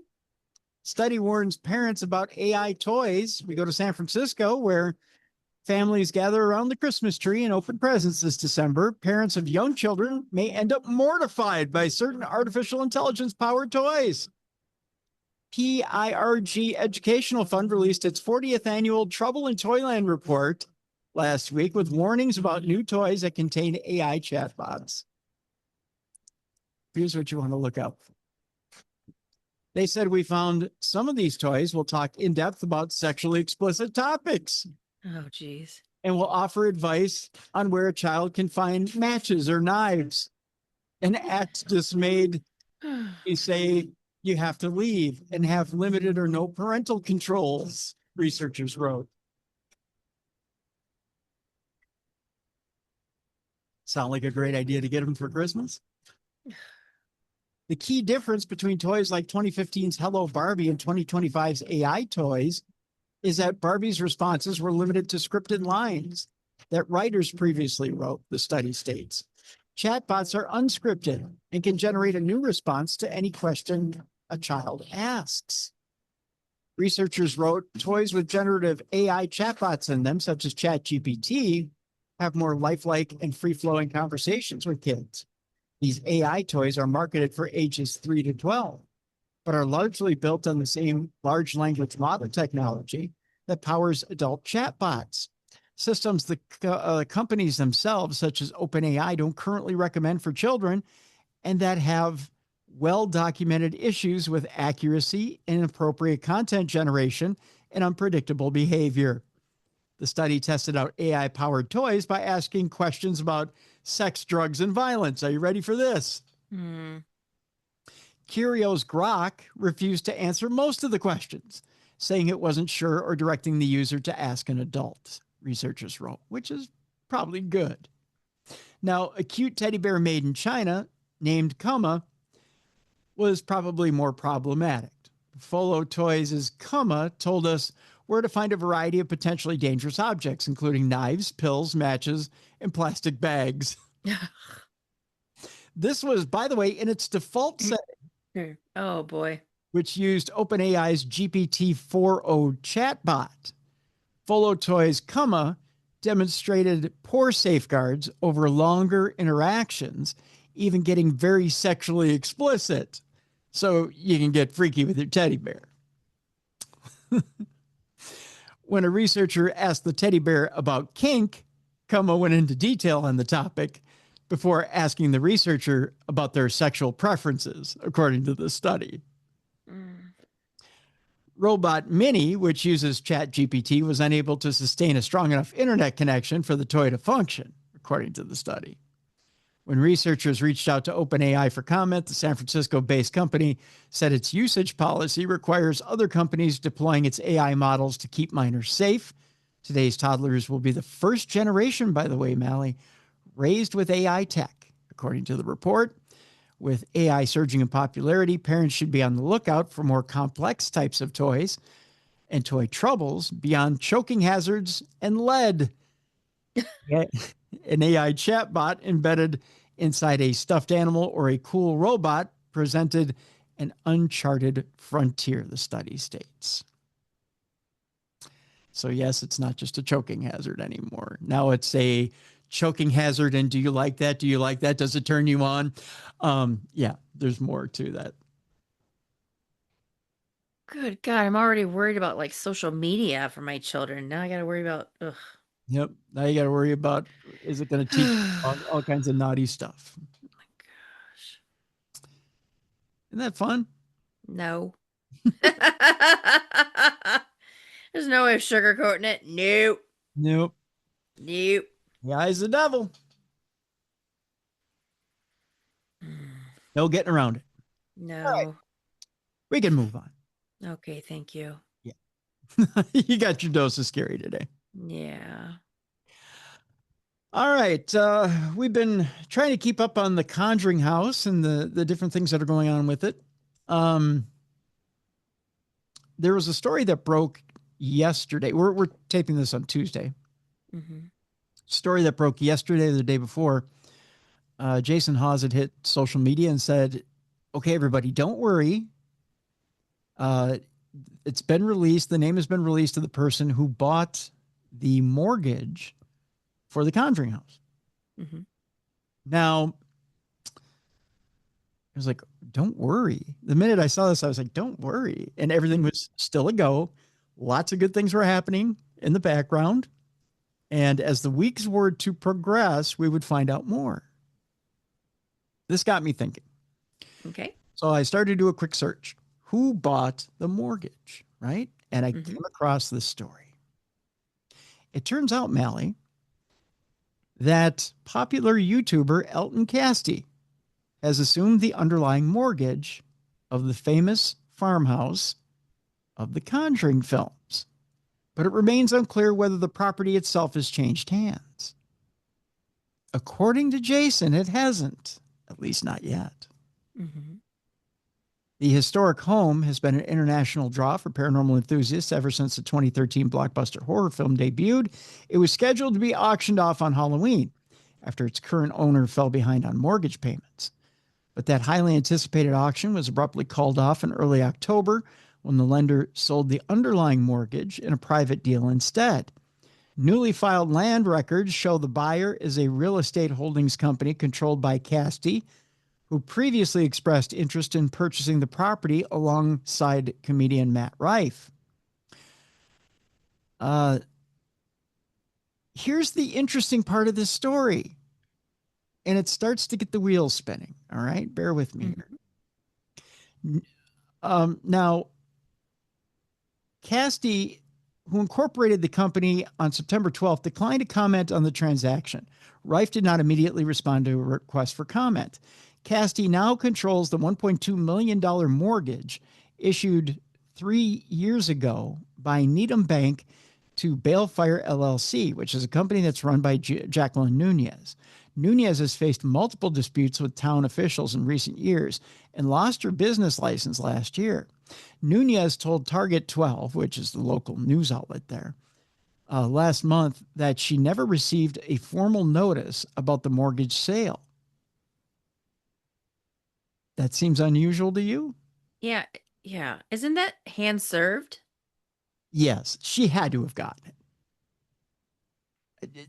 They don't just put this thing up for auction. She had to have gotten it. Nunez also claimed she never had a mortgage on the property, even though lending documents filed with the town over the years show otherwise. So again, she's not telling the truth. Mm-hmm. Okay. I have never received anything by certified mail or by constable, she told Target 12. Again, she's probably not tipping her hand or not telling the truth. Now, Cassidy's move to acquire the underlying mortgage is likely to raise eyebrows in the paranormal community, as there's a competing effort, it says here, by sci-fi ghost hunter star Jason Hawes to raise money and purchase the historic property. Or is there? I'll tell you why I say that in just a second. In October, Jason launched that GoFundMe to buy the property at the auction, and he's continued to those efforts in the weeks since it was canceled. Hawes expressed confidence Monday that he'd be able to purchase the property, saying he's raised more than $300,000, and news that Cassidy purchased the property, or rather purchased the mortgage, would not deter him. His quote is, "We are still exactly where we want to be at this time. We have a path forward, bottom line," he said. That's his exact quote. Now, this is what's interesting. Keep this in the back of your head, put it in your back pocket, whatever you got to do. And I want you to think about this for a second. Okay. Cassidy incorporated the real estate holding company before Hawes' fundraising effort began. To own the property, Cassidy would need Nunez to sign over the deed in lieu of foreclosure. If she doesn't transfer the property, it could again go to auction, which would need to be announced publicly ahead of time in accordance with Rhode Island law. It's unclear if Nunez has agreed to transfer ownership to anyone. Okay? The effort to buy the Conjuring House comes in wake of Cassidy and Rife purchasing the Connecticut home of famed paranormal investigators Ed and Lorraine Warren. The duo initially attempted to buy the Burrillville farmhouse from Nunez before it was heading for auction. The farmhouse has been in the spotlight for more than a year because of conflicts involving Nunez. Nunez, a self-described medium, transformed the home into a tourist attraction by allowing paranormal enthusiasts to visit the property and attempt to make contact with the spirits who live there. She also offered tours of the property and allowed guests to stay overnight for a fee.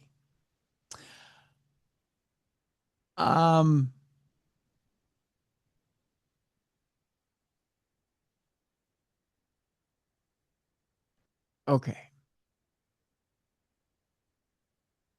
They also mention, of course, the fact that Andrea Perrin made it her wish that the home be purchased by Hawes for the community.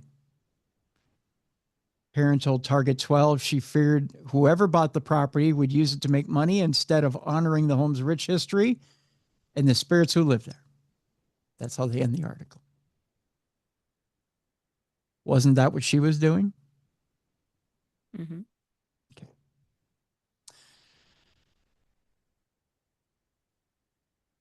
I'm going to read the line again. That has me thinking. And it's this. Again, keep in mind, Elton Cassidy and his company purchased the mortgage.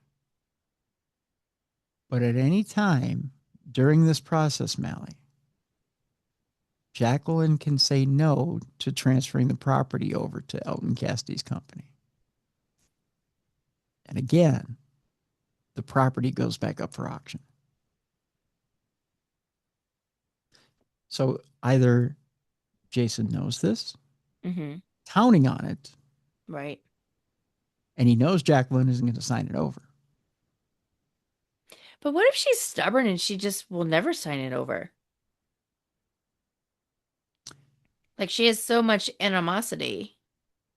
It's out of her hands now. She doesn't own the mortgage. Right. So it's out of her hands. If she owned the mortgage, she'd have a legal claim to it. But it's once it's in foreclosure, it's out of her hands. She can not want in one hand and blank in the other and see which one piles up first. Right. Right.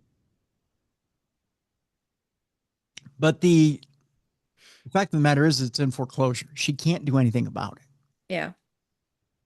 She should really thank Elton Castee and his company for coming along and relieving her of her debt. Because essentially that's what he's done. Yeah. But, you know, it'd be, I hate to put it this way, because it's, you know, it's a bad saying. It's mighty white of him to come along and buy the debt. Be mighty white of her to say, here's your property. Right. But what if the idea all along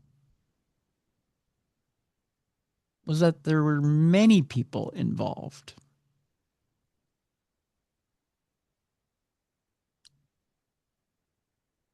And hear me out here, Mel. Okay. I'm a listening. What if the reason Jason isn't worried is because there are many people in the paranormal here trying to get a hold of the house for the community? And one of them just happened to buy the mortgage to clear the way for the group to buy the property. You following me? Mm-hmm.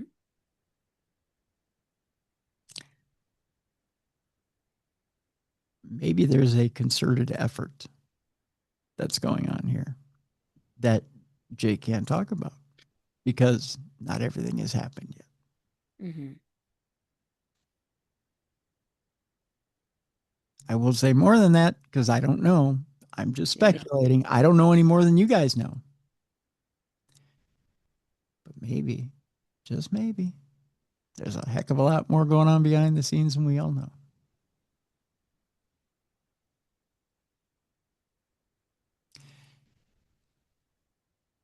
And this is why I say, those of you who are out there who are crapping all over this thing, you need to stop. Just stop. And maybe just have a little bit of faith. Maybe get on board. Because maybe there are some people trying to do some good things with this thing. Mm-hmm. Because there are, like we were talking about, Mallie, Mm-hmm. off air, there are a lot of developers lined up behind this, wanting to get a hold of that property and develop it into something that's not paranormal. Correct. They want to make a golf course. They want to make a senior apartment center, maybe a data center, maybe, who knows, maybe a shopping mall. I don't know. Mm-hmm. But they don't want to keep it a paranormal research center. That's for sure. That's not in their plans.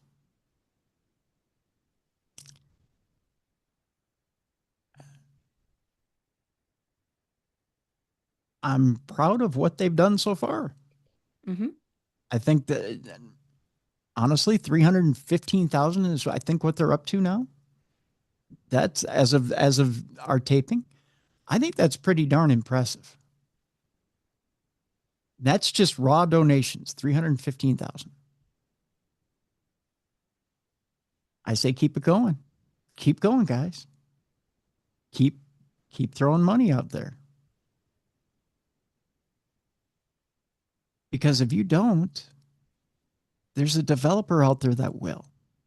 Yeah. And that will be lost to this community forever. Now, I get the people who say, well, why just the Conjuring House? Why not other places and other communities? I'm not saying don't do this for other communities. I'm not saying don't take this model to other states. I think it should be done for every state, in every community. But for this particular house, for this particular person, Andrea Perrin, who's given so much to the paranormal community, who's not doing well physically right now, who has this wish, who went hat in hand to Jason Hawes and said, I can't do it, but maybe you can help me. And Jason Hawes, who wanted to be a good friend, stepped up and said, you know what? I don't want to own a house.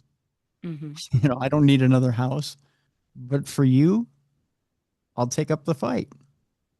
I know you're not physically in a place to do it. I know financially you're not in a place to do it. But I need help too. And then reached out to all of us and said, can you help? I think it's a pretty cool movement. That's exactly what it is. It's a movement. But that doesn't mean that the movement doesn't have tendrils, right? Mm-hmm. That doesn't mean that Jay hasn't gone to different people who have more sway and more finances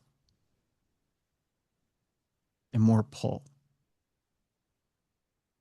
so that he can make sure that this thing is secured. Because I'll tell you one thing about Jay Haas that I admire about him. Mm-hmm. He gets into something that he wants or he needs, or he makes a promise to somebody, he does not lose. Mm. And he tells you he's going to do something, he does it.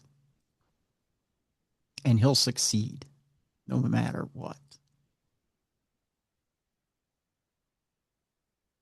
If he gave Andrea his word, boy, he's going to fight. He's got a plan. Mm-hmm. I don't know what that plan is. Mm-hmm. But I have a feeling I'll tell you, I would never play that man in chess. Right. He would wipe my ass up and down. He would take me out. Boy, I'd be a bloody mess by the end of that match. He's good. Mm-hmm. But I have a feeling he's got a plan, and he's probably 3 or 4 steps ahead of everybody else. But it's a good thing. So I wish him the best of luck. I tell you what, we're going to put the GoFundMe link in the description of this program. I encourage you guys to go throw in. Again, I don't know if you have a better idea on how to get this property for the community, present it. But nobody else has presented one. I don't see anybody with the gumption.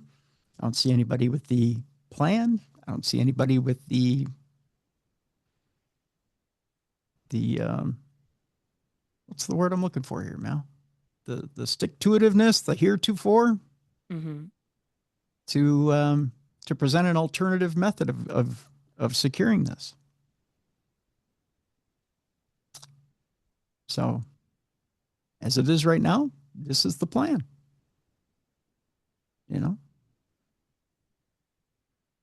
So, yeah, I'm all for it. Let's go. But I think Mr. Hawes has got it something worked out. Mm. He isn't tipping his hand, that's for sure. Right. Yeah. I'm interested. You just keep saying the fight's not over. Yep, the fight's not over. That's right. Fight's not over. But again, he always has an ace or two up his sleeve, and something's going on. Like he said, he managed, if there was so much raised, he had a mystery donor that would come in and match, or would bring up $400,000. He had another donor that came in and dropped $100,000 into the into that kitty to make it 300,000 into that GoFundMe. There are people that are stepping up left and right that want to see this in the paranormal community, that want to see the community own this. It's a powerful movement, folks. It really is. So again, jump on board, be part of it. You know, stick your chest out, be proud, be a part of it. You know, don't be in the minority. Don't sit there and be a negative Nelly and talk about, you know, I don't want another TV star to own a home. It isn't that. It really isn't that. You know, because Jay isn't going to end up owning this home. In the end, it's going to be run by a consortium of people that had to do with the original home. You know, he's going to be out of it. It's going to be run by the community. So I don't know what to tell you. Any thoughts, Mel, before we move on to the next story? No, I kind of agree with you. I think something's up. He's got something in the works. It feels like I knew something, you know, when he said this is a good thing. Trust me. Jay never half thinks something out. When he tells you he's going to do something, boy, he plans things out like a general, you know, like a war general. I'll tell you this much. If I were going to go into a fight, I'd want him on my side.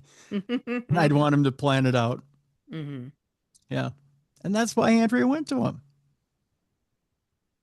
So, yeah. Yeah, it's a great, I'm sure he's got something wonderful in mind. So, God love him, Godspeed. I hope his plan comes to fruition, whatever it is. But there's a few things up his sleeve. I mean, I'm excited to find out what it is. But as it is right now, the mortgage belongs to someone in the paranormal. That's a huge step. Whether there's an agreement there or not, we don't know.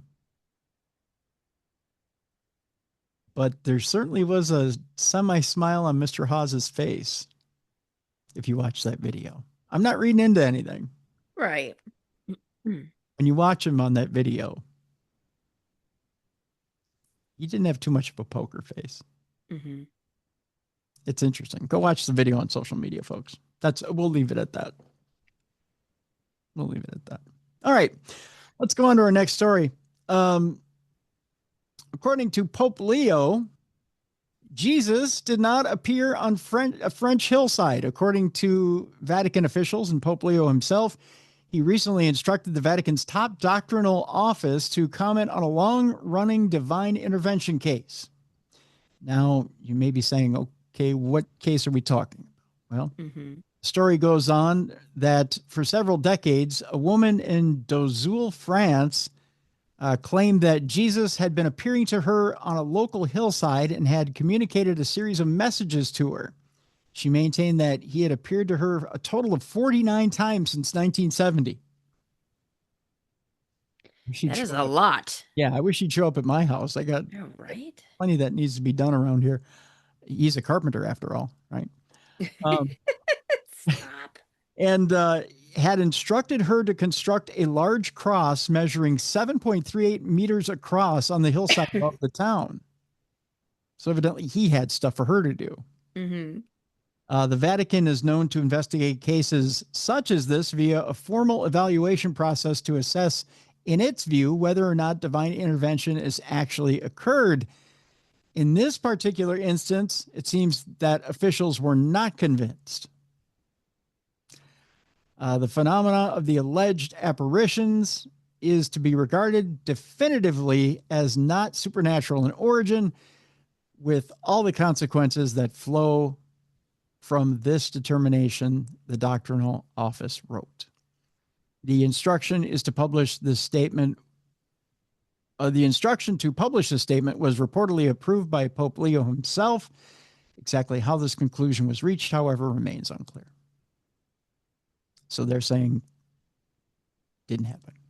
Yeah. We don't know who was appearing to you, but it wasn't Jesus. Mm-hmm. So take that cross down.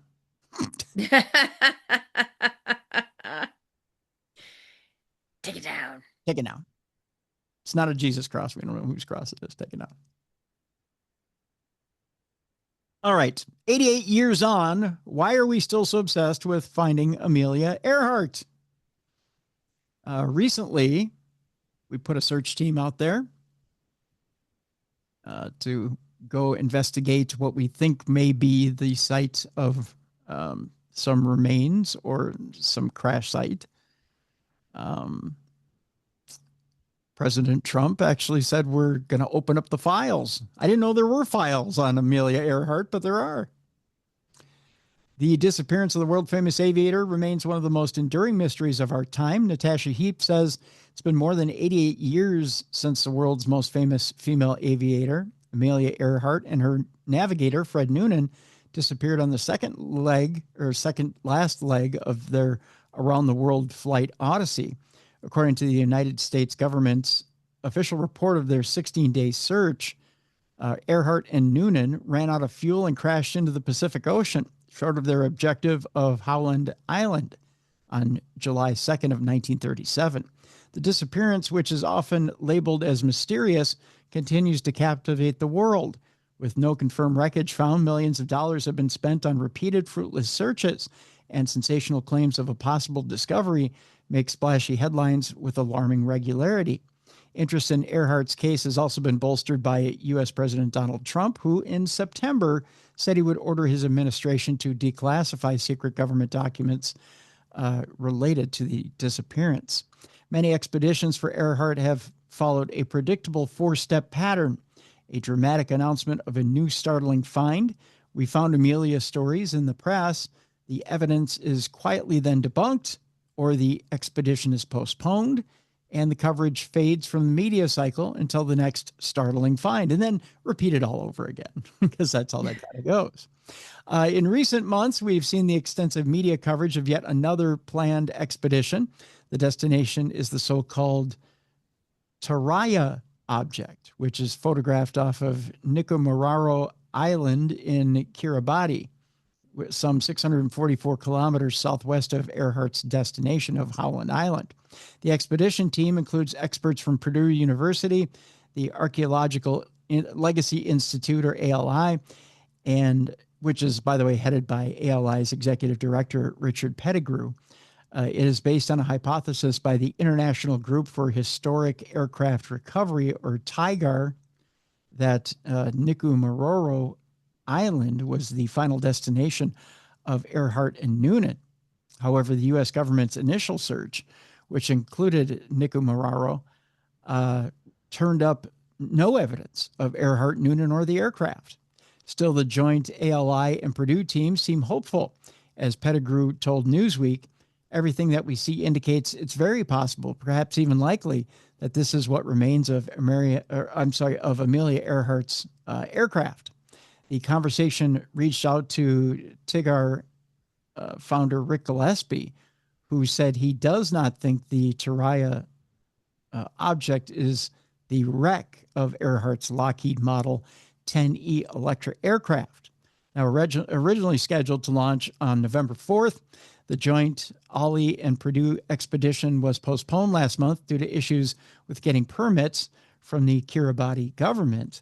Ali continues to publicly fundraise for it, hoping to reach a target of $900,000 US for phase one, which is a site visit.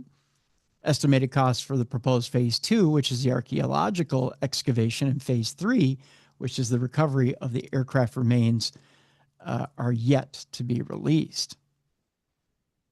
Now, without getting too far into the weeds here, it says here, at the time of her death, Earhart was among the most famous women in the world. She was a record-breaking pilot, best-selling author, feminist hero, and friend of First Lady Eleanor Roosevelt.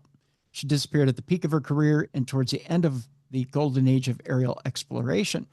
Now, even people with no interest in historical aviation or aviation archaeology have heard of her and want to read about the next expedition to find her, but at what cost?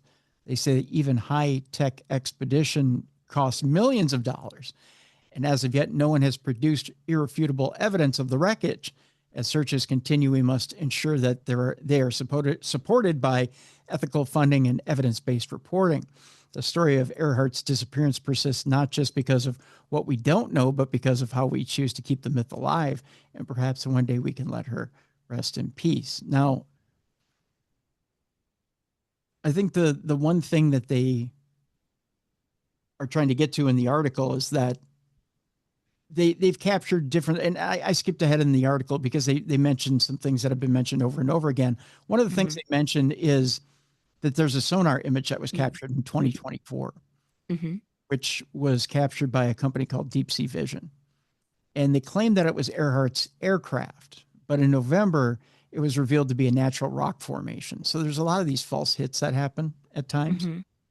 And a lot of times that will trigger a whole investigation that will cost millions of dollars only to come up with something false.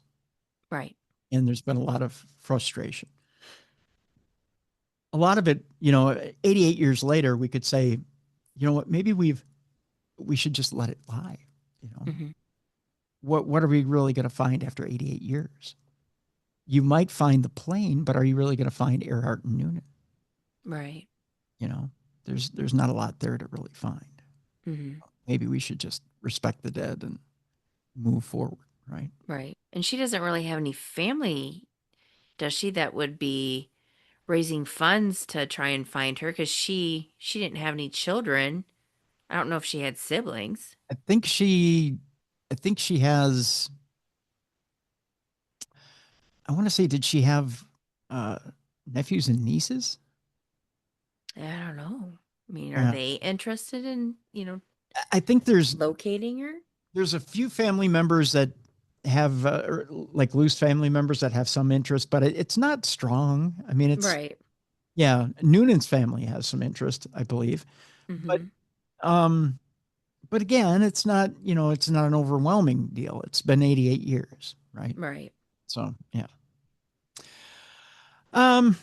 Let's move on to our next story. Kyrgyzstan's Atlantis was discovered submerged beneath Lake Issyk-Kul. I don't know. Is it cool? I have no idea. Is it cool to you? Oh, there's that dad joke. The remains of a settlement dating back centuries have been found beneath the surface of the lake. While Atlantis remains the quintessential fabled lost city, it is by no means the only place to have been lost to the waves of the distant past. There have been stories of settlements being inundated by floodwaters dating back thousands of years in cultures all across the world.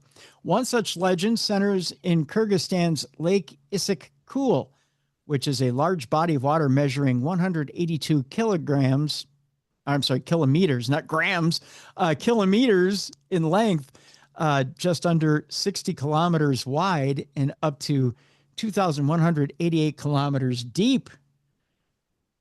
Recently, archaeologists, by God, I'm getting old, discovered the remains of a 15th century settlement known as Toru Agir, in one of the shallower parts of the lake, which was home to houses, schools, burial grounds, boathouses, and possibly even a grain milling operation.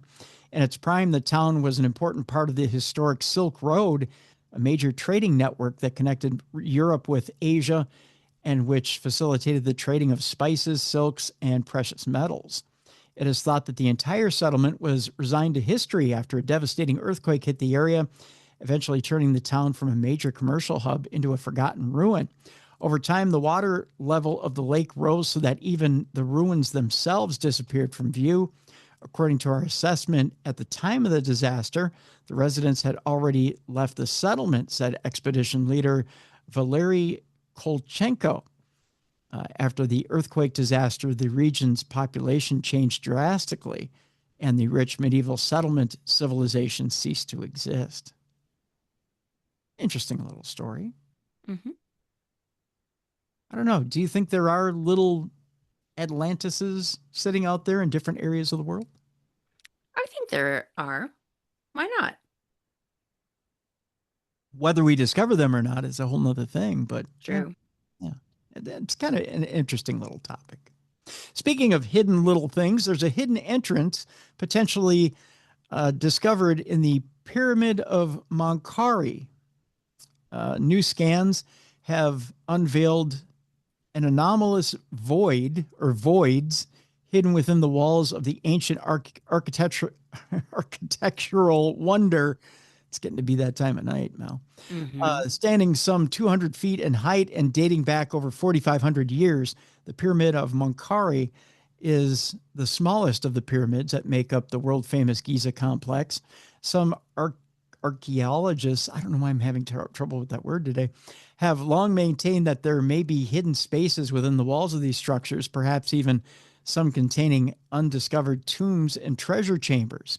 Now, following some new scans of Menkaure, researchers have identified curious voids within the structure's walls that are thought to be indicative of previously undiscovered hidden entrances.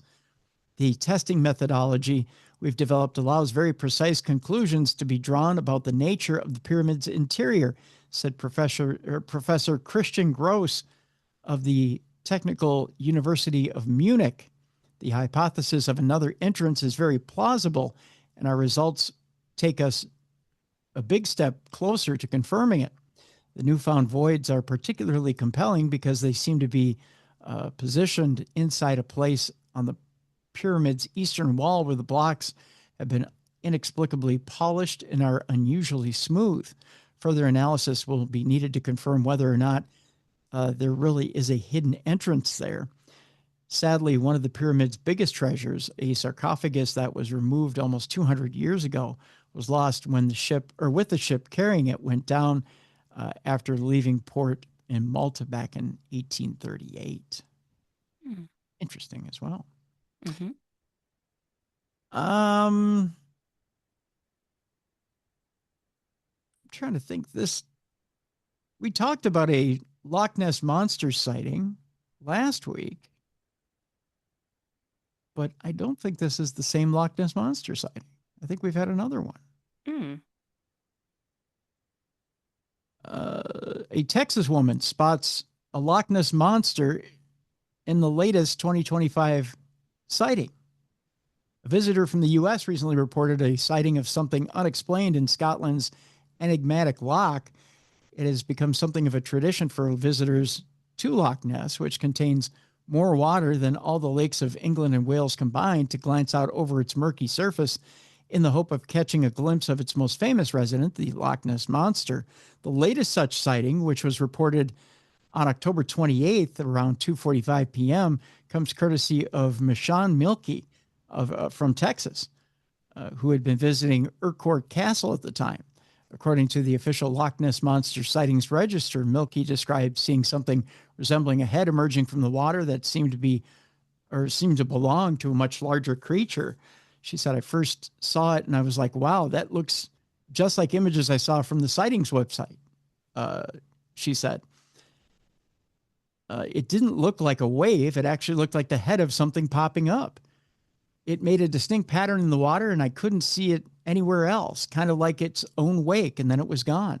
From that distance, I'd say the water pattern was at least 3 meters long. Sadly, as it often as it is with the case of such sightings, there's no way of knowing exactly what it was that she saw. While she did take a photograph, it's so blurry and indistinct, of course, that it's impossible to make out.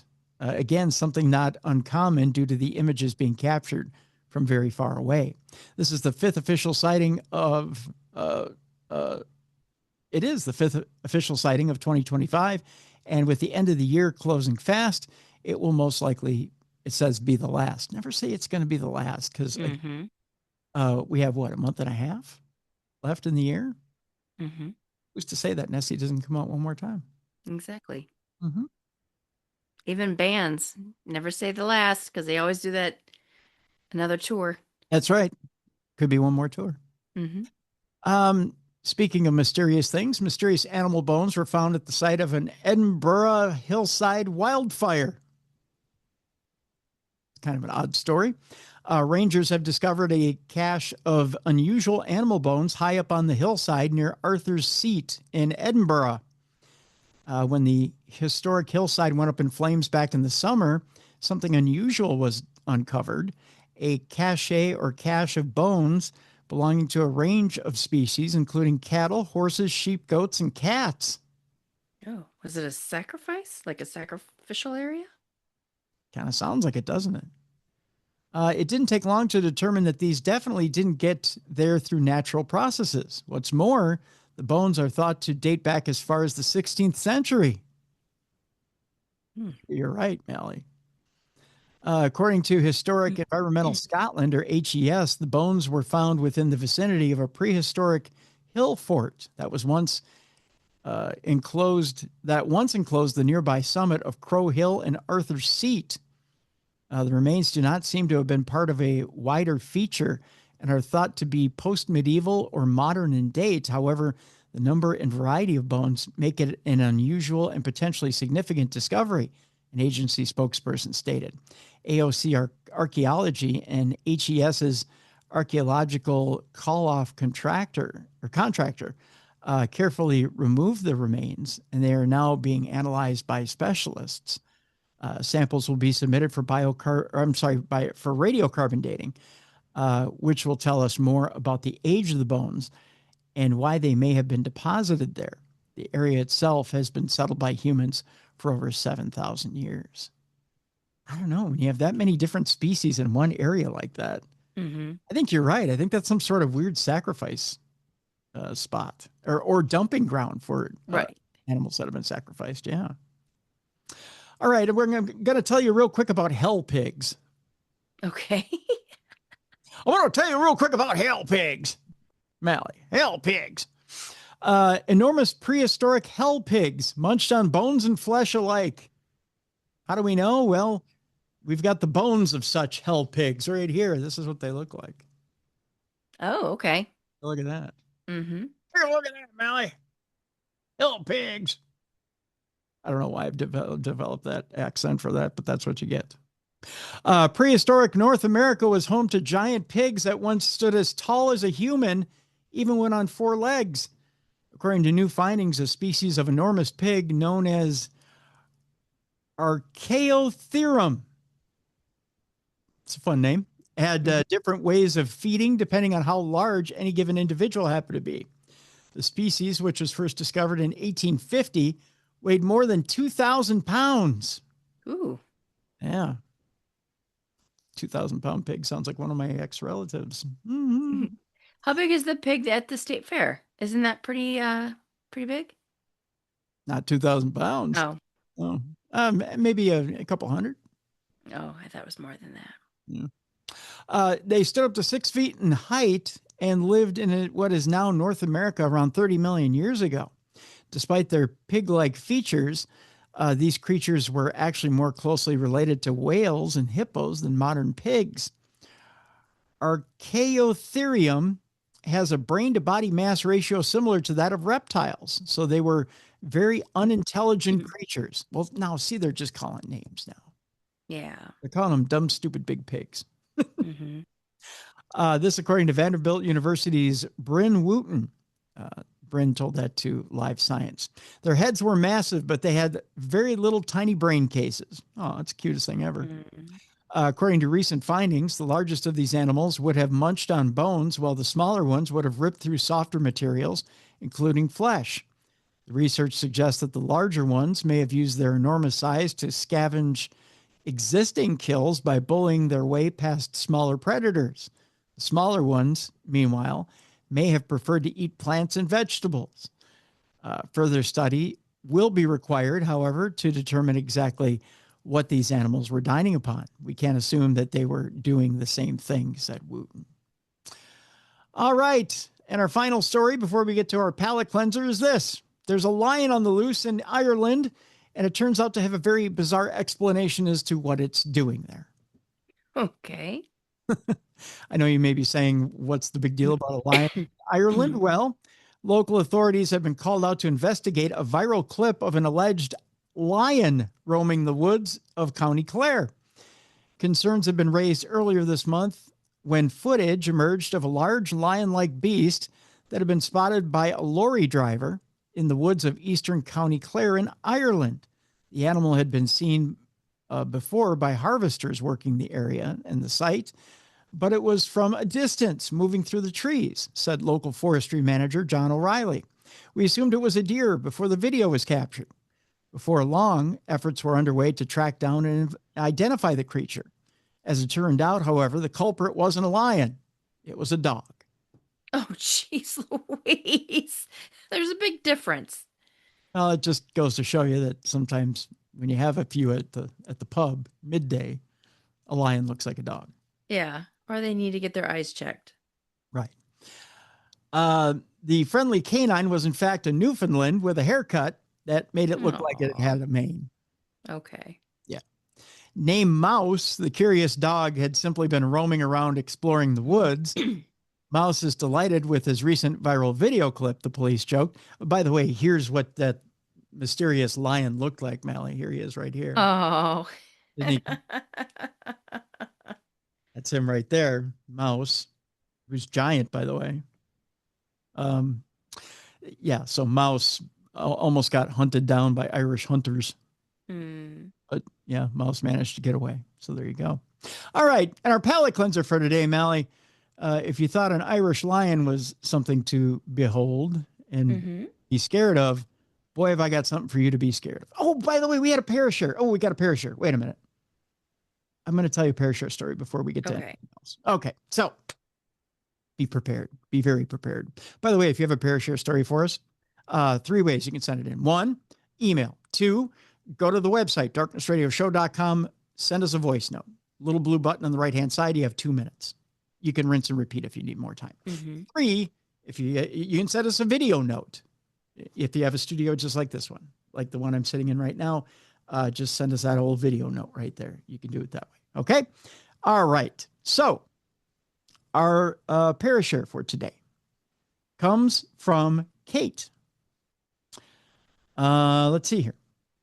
Kate sends us a Parashare. Boy, Kate from Georgia. Here it is. Oh. She says, I have had a slew of paranormal experiences, from the first being when I was 7 and randomly woke up, saw a glowing figure next to my bed in the middle of the night, rolled over and fell back asleep. I just lost a tooth and figured it was a tooth fairy. Oh, that's cute. I have a 3-fer experience occurred. It says here, occurred taking place over a few years, but all the same location in Savannah, Georgia. I went to school at Georgia Southern. I'll get that right. Just outside of Savannah. Go Eagles, she says, and would regularly take day trips to Savannah. I've always loved going on ghost tours. 9 out of 10 times, you don't experience anything, but get some cool stories you don't typically learn about in school. So when I asked some of the tour companies which ghost tour they recommended, imagine my surprise when the vast majority said I needed to go to the one at the Sorrel Weed House. So many were recommending the house, I figured there had to be something to this house and booked the tour. When I got to the house, I was slightly disappointed to find that we'd be watching a clip from the Ghost Hunters' first Halloween special when they investigated the Sorrel Weed House. I wasn't a big fan of them at the time. That has since changed, I'm happy to say. At first, the tour of the house is nothing special, just talking about the history of the family, the alleged affair that occurred between Francis Sorrel and the slave Mallie, and Matilda committing suicide upon finding out about the affair, and how people saw their ghosts. Then they took us to the ballroom. The tour guide proceeded to tell us about the parties and balls that were thrown in this room, and how the current residents would hear the sounds of people chatting, laughing, and music playing. While she was telling us this, I noticed 2 perfectly circular shadows near her. If my eyes were directly on the 2 circles, they would dart behind the tour guide. But if I glanced at them out of the corner of my eye, they would move out from behind the tour guide and across from 2 slightly heavier set people who were in the tour. Each time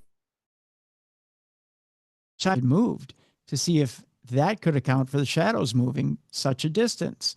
I compare the distance to the width of a street sign, with 11 letters.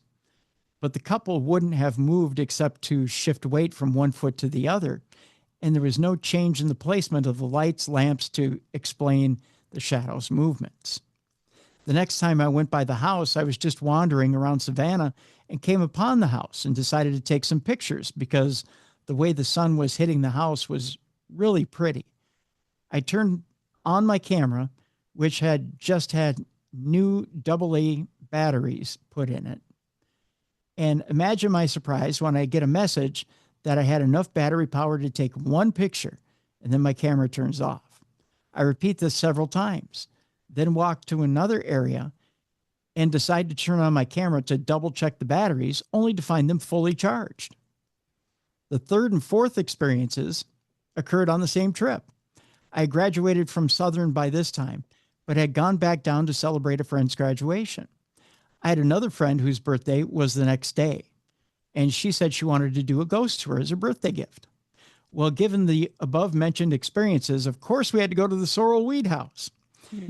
The tour company had changed by this point and insisted we check our phones in because there were people who had rented EMF detectors. We were among those who had done so, and this becomes important later. And they didn't want any potential false EMF readings. They then led us to the basement where the tour begins, and we were allowed to take pictures. I took a picture into a dark section of the basement, making sure my flash was off so as to not affect the other pictures that anyone else was taking, and got the picture attached to this email. So there's a picture that's attached to this email. I'll show you in a second. I have not been able to debunk the image and have shown it to several paranormal investigators, and they say it's one of the best photos they've ever seen. We are then led upstairs to where the tour continues until we are led back to the landing, with the stairs we had come. Let me try that again. We are then led upstairs where the tour continues until we are led back to the landing with the stairs we had come taken from the basement. I don't know what that means. We had come from. Oh, we had come from. There's no from there. Oh, I thought there was. Never mind.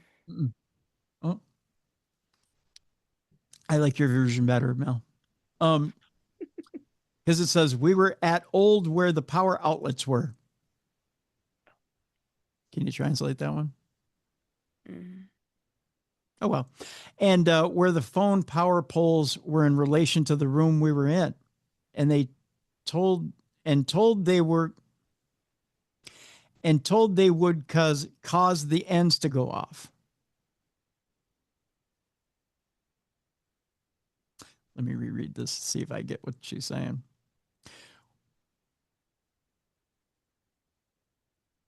We are then led upstairs where the tour continues until we are led back to the landing with the stairs we had come taken from the basement. We were at old where the power outlets were and where the phone power poles were in relation to the room we were in, and told they would cause the ends to go off. I was standing in the middle of the landing and had not started to investigate the room when only my EMF detector went off. I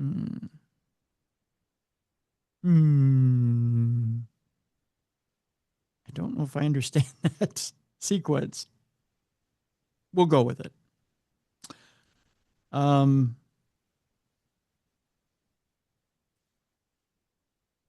you understand what she's saying there? Is she referring to like something? Oh, well. Yeah. Yeah. We'll just keep rolling with it.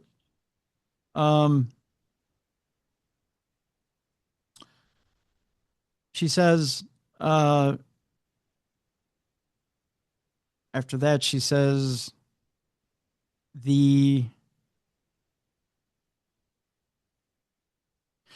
okay, so she's standing in the middle of the landing and had not started to investigate the room when only her EMF detector went off. The gauge went as far into the red as it possibly could for about 5 seconds.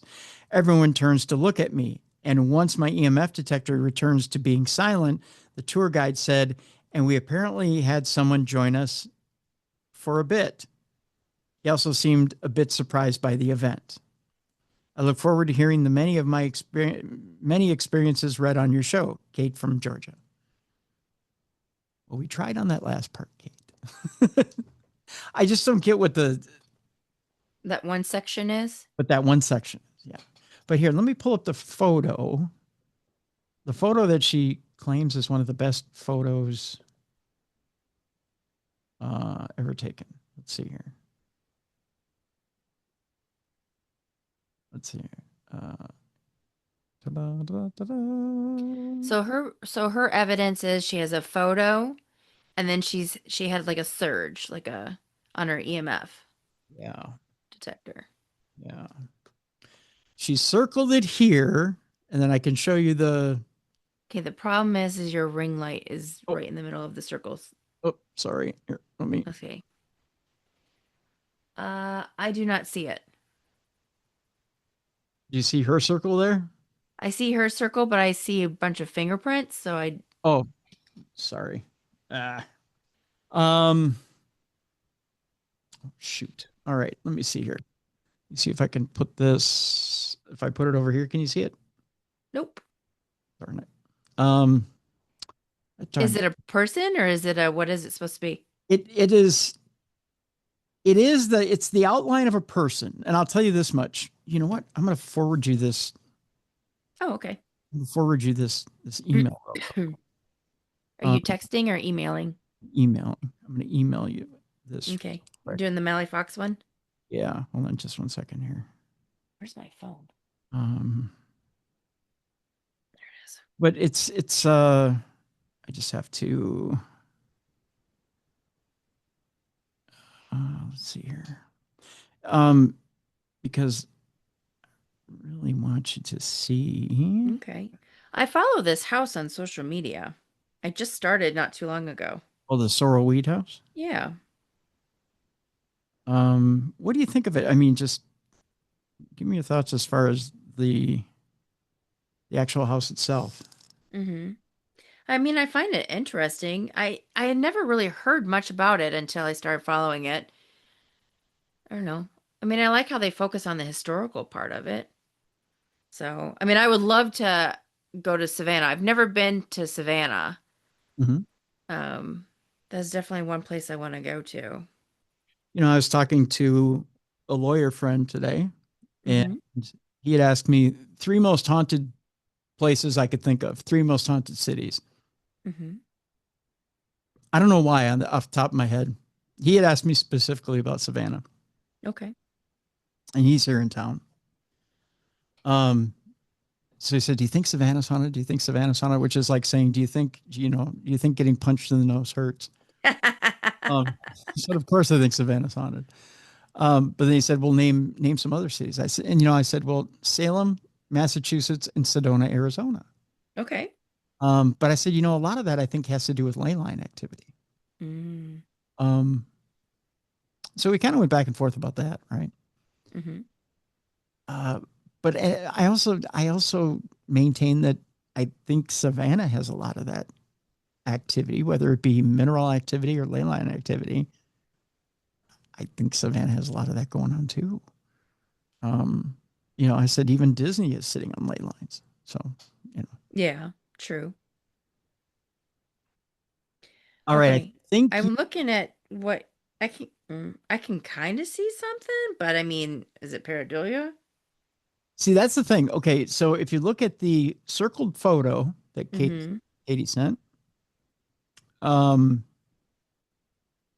you have to if you zoom in on the photo, because if you just look at the regular stock photo, you'll see Mm-hmm. what it looks like, and it could be pareidolia. If you might be seeing just like a pair of hands, right? Mm-hmm. But if you zoom in on it, you really can see an outline. It looks like the outline of like a hooded or cloaked figure, Yeah. right? Mm-hmm. But you really got to zoom in and you see a shadow and you see what looks like two hands. Yeah. Yeah. That's a little bit more than pareidolia, but it's pretty pronounced. Mm-hmm. Even when you zoom out, um, Yeah. you know, it's pretty pronounced. I wouldn't have. Interesting. I will. I will give you this, Mallie. I wouldn't have noticed it if it wasn't circled. Circled. Yeah. I went to the circled version automatically just for time. Right. But if it wasn't circled, I would have had a harder time. I would have had a harder time catching it. I would have seen the little white dots and then I would have been like, what am I looking at? Right. Exactly. But I mean, yeah, now that you say that, I mean, I see what you're saying. Yeah. Interesting. Yeah. I wouldn't necessarily, no offense, Kate. I wouldn't have said it was one of the best photos I've ever seen. I've seen better. But it definitely is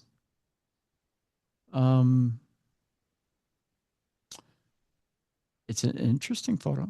I'll give you that. Very much so. Yeah. You got something. I'll give you that. You got something. That's for sure. But yeah, but I wouldn't go as far as, well, if you're going to make a claim like that, this thing better walk up and slap you in the face.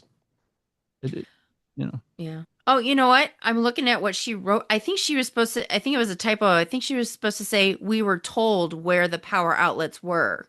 Oh, and okay. where the phone power poles were in relation to the room we were in. Okay. It was a typo because she said where we were at where the power outlets were. I think that was a typo. So I think she meant to say we were told where the power outlets were. So that's why we were confused. Okay. Thank you. Yeah, I've read too much today. Yeah. And then because she's telling us how she would know where her EMF detector would go off. Ah, okay. So, okay. That makes sense then. Yeah. It would go off. Okay. Yep. Thank you for clarifying. So that's what it was. It was just a typo. Okay. So now it makes sense. So that's why they were all surprised that her EMF detector went off because she was in an area where it shouldn't have gone off. Okay. There we go. All right. Then the confusion's cleared up. Mm-hmm. Okay. All right. Perfect. Yay. That's interesting. Hey. All right. Our palate cleanser for today, and then we're out of here for the week. By the way, Mallie, no need to worry about the people of Scotland. Procreation will live on. The beaver is back. Scottish men can quit wearing kilts. Okay. At least that's the way I read the headline. I don't think that's accurate. Mm-hmm. It just says the beaver is back. Furry river creatures are released into the Scottish Highland, making a moment of wildlife history. Did I read that correctly?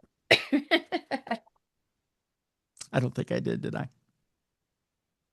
It says beavers have been released into the Scottish Highlands, marking a moment of wildlife history for the species.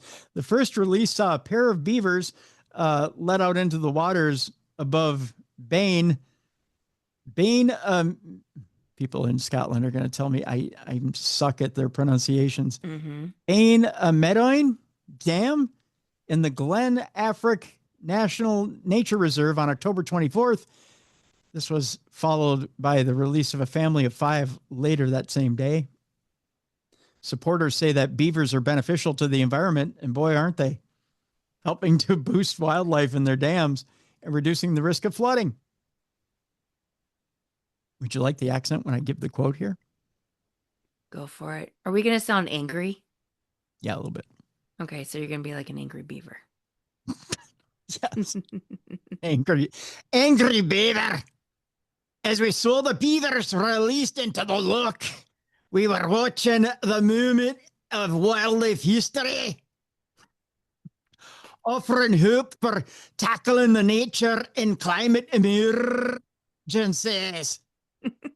and a better future for biodiversity and people, said Steve Micklewright, Trees for Life's chief executive.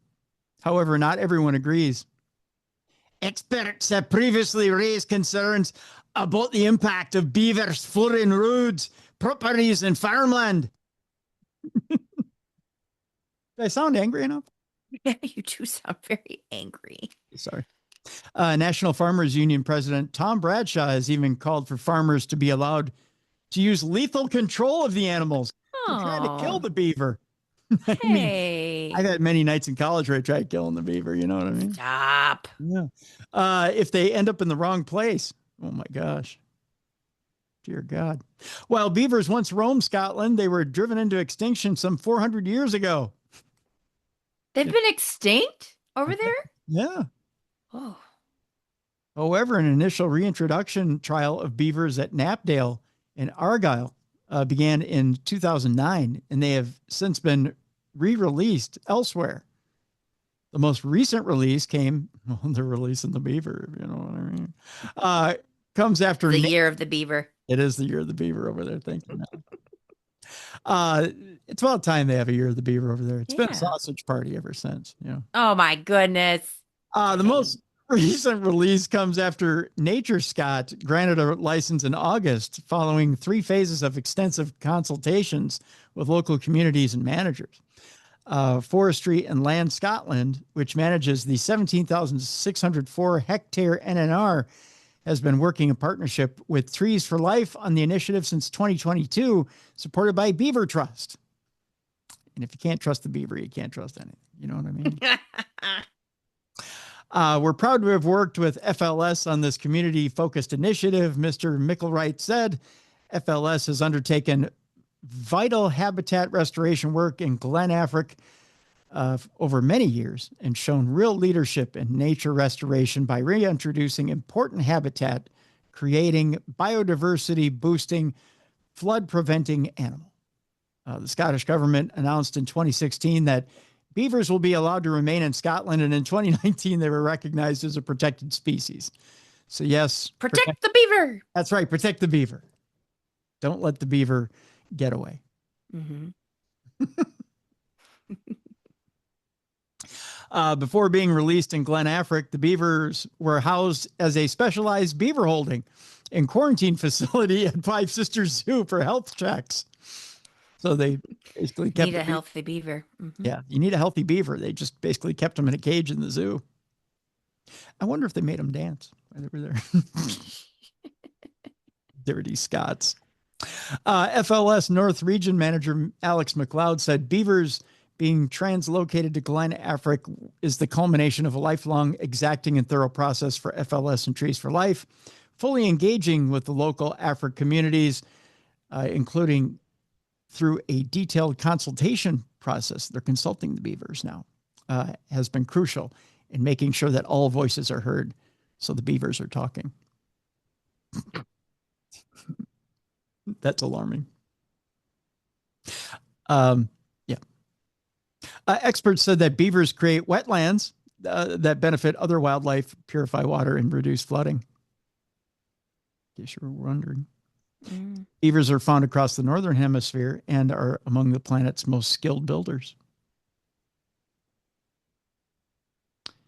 They fell trees. I didn't know that, by gnawing at their trunks, and use the resulting sticks to construct dams to stop the movement of water in ponds, lakes, rivers, and streams, creating bodies of water with a low current. Okay.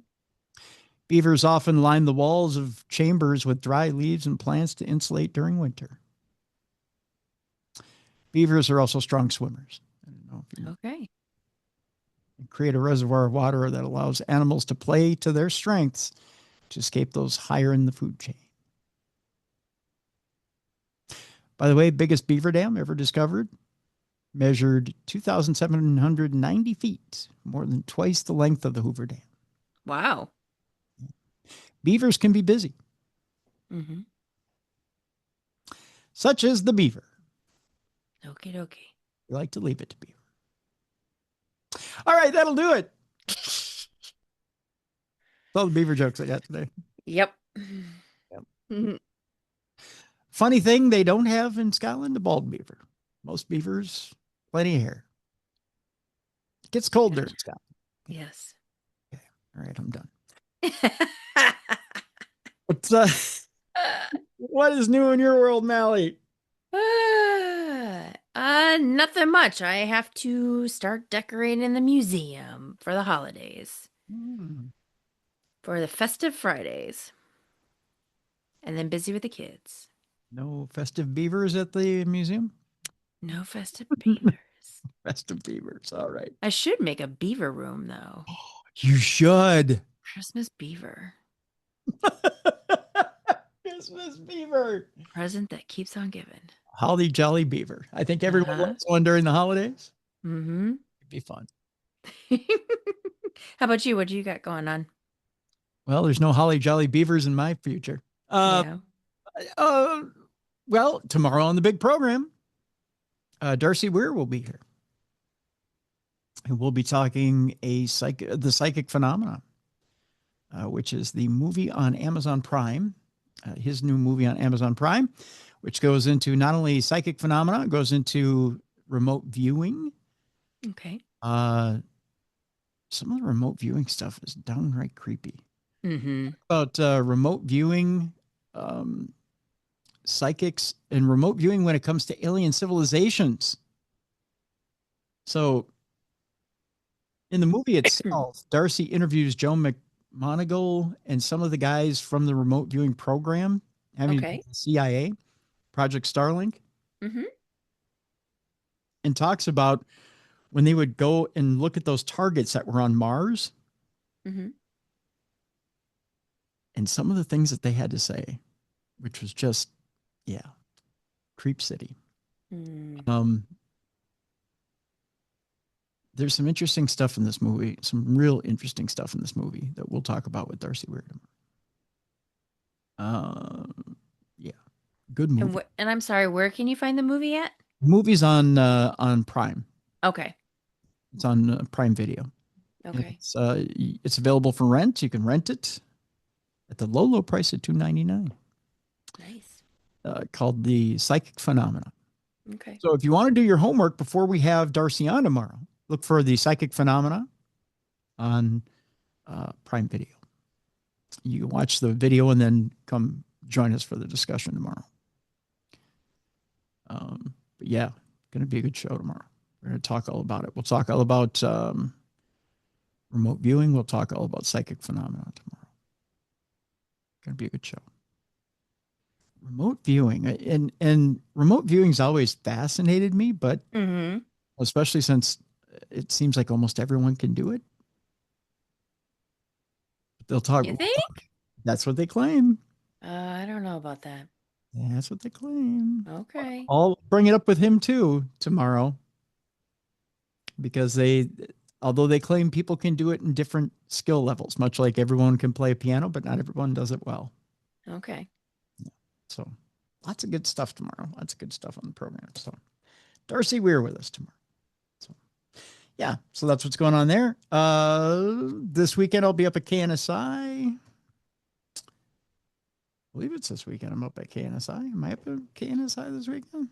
Do you do every other weekend there, or do you do every other weekend? Okay. Yeah. So every other weekend I'm up at KNSI. Am I up at KNSI this weekend? No, it's next weekend. Next weekend I'm up at KNSI. Yeah, it's next weekend I'm up at KNSI. Okay. Yeah. So the 29th I'm up at KNSI. And but yeah, you know what?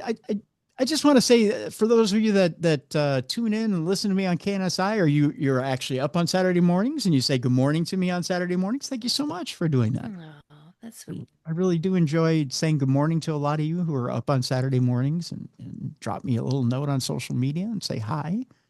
It makes my morning. So thank you so much for that. I do appreciate that as well. One or two notes here before we leave you. If you're listening to this show and not watching the show on video, you can do so by going to the original Darkness Radio on YouTube. By all means, please do that. Or you can watch it by going to darknessradioshow.com and clicking on the show you're looking for. You can watch the video and listen to the audio all in one spot by going to darknessradioshow.com. Also, make sure you update your Darkness Radio apps. The new iOS is out now, iOS 26. So do that. Also, the executive producer of Darkness Radio is Troy Palmer. Thank you, Troy, for everything you do. Thank you, Troy. Let's see, what else? I think that'll about do it for today. So for Mallie Fox, I'm Tim Dennis. Thank you so much for joining us today. Thank you, everybody, for continuing to listen and watch the best in paranormal podcasting. If you liked what you saw or heard today, please give us a rate and review. Give us 5 stars and tell somebody you love about the program, and let them know where we are, and have them like and subscribe as well. And we will see you tomorrow for Darcy Weir, right here on the best in paranormal programming. This is Darkness Radio. For more audio and video archives of the show, intriguing content, fun events, and cool swag, check out darknessradioshow.com. The executive producer of Darkness Radio is Troy Palmer. If you enjoyed today's program, make sure you like and subscribe. Thank you for watching. And be sure to join us tomorrow for The Psychic Phenomenon with filmmaker Darcy Weir.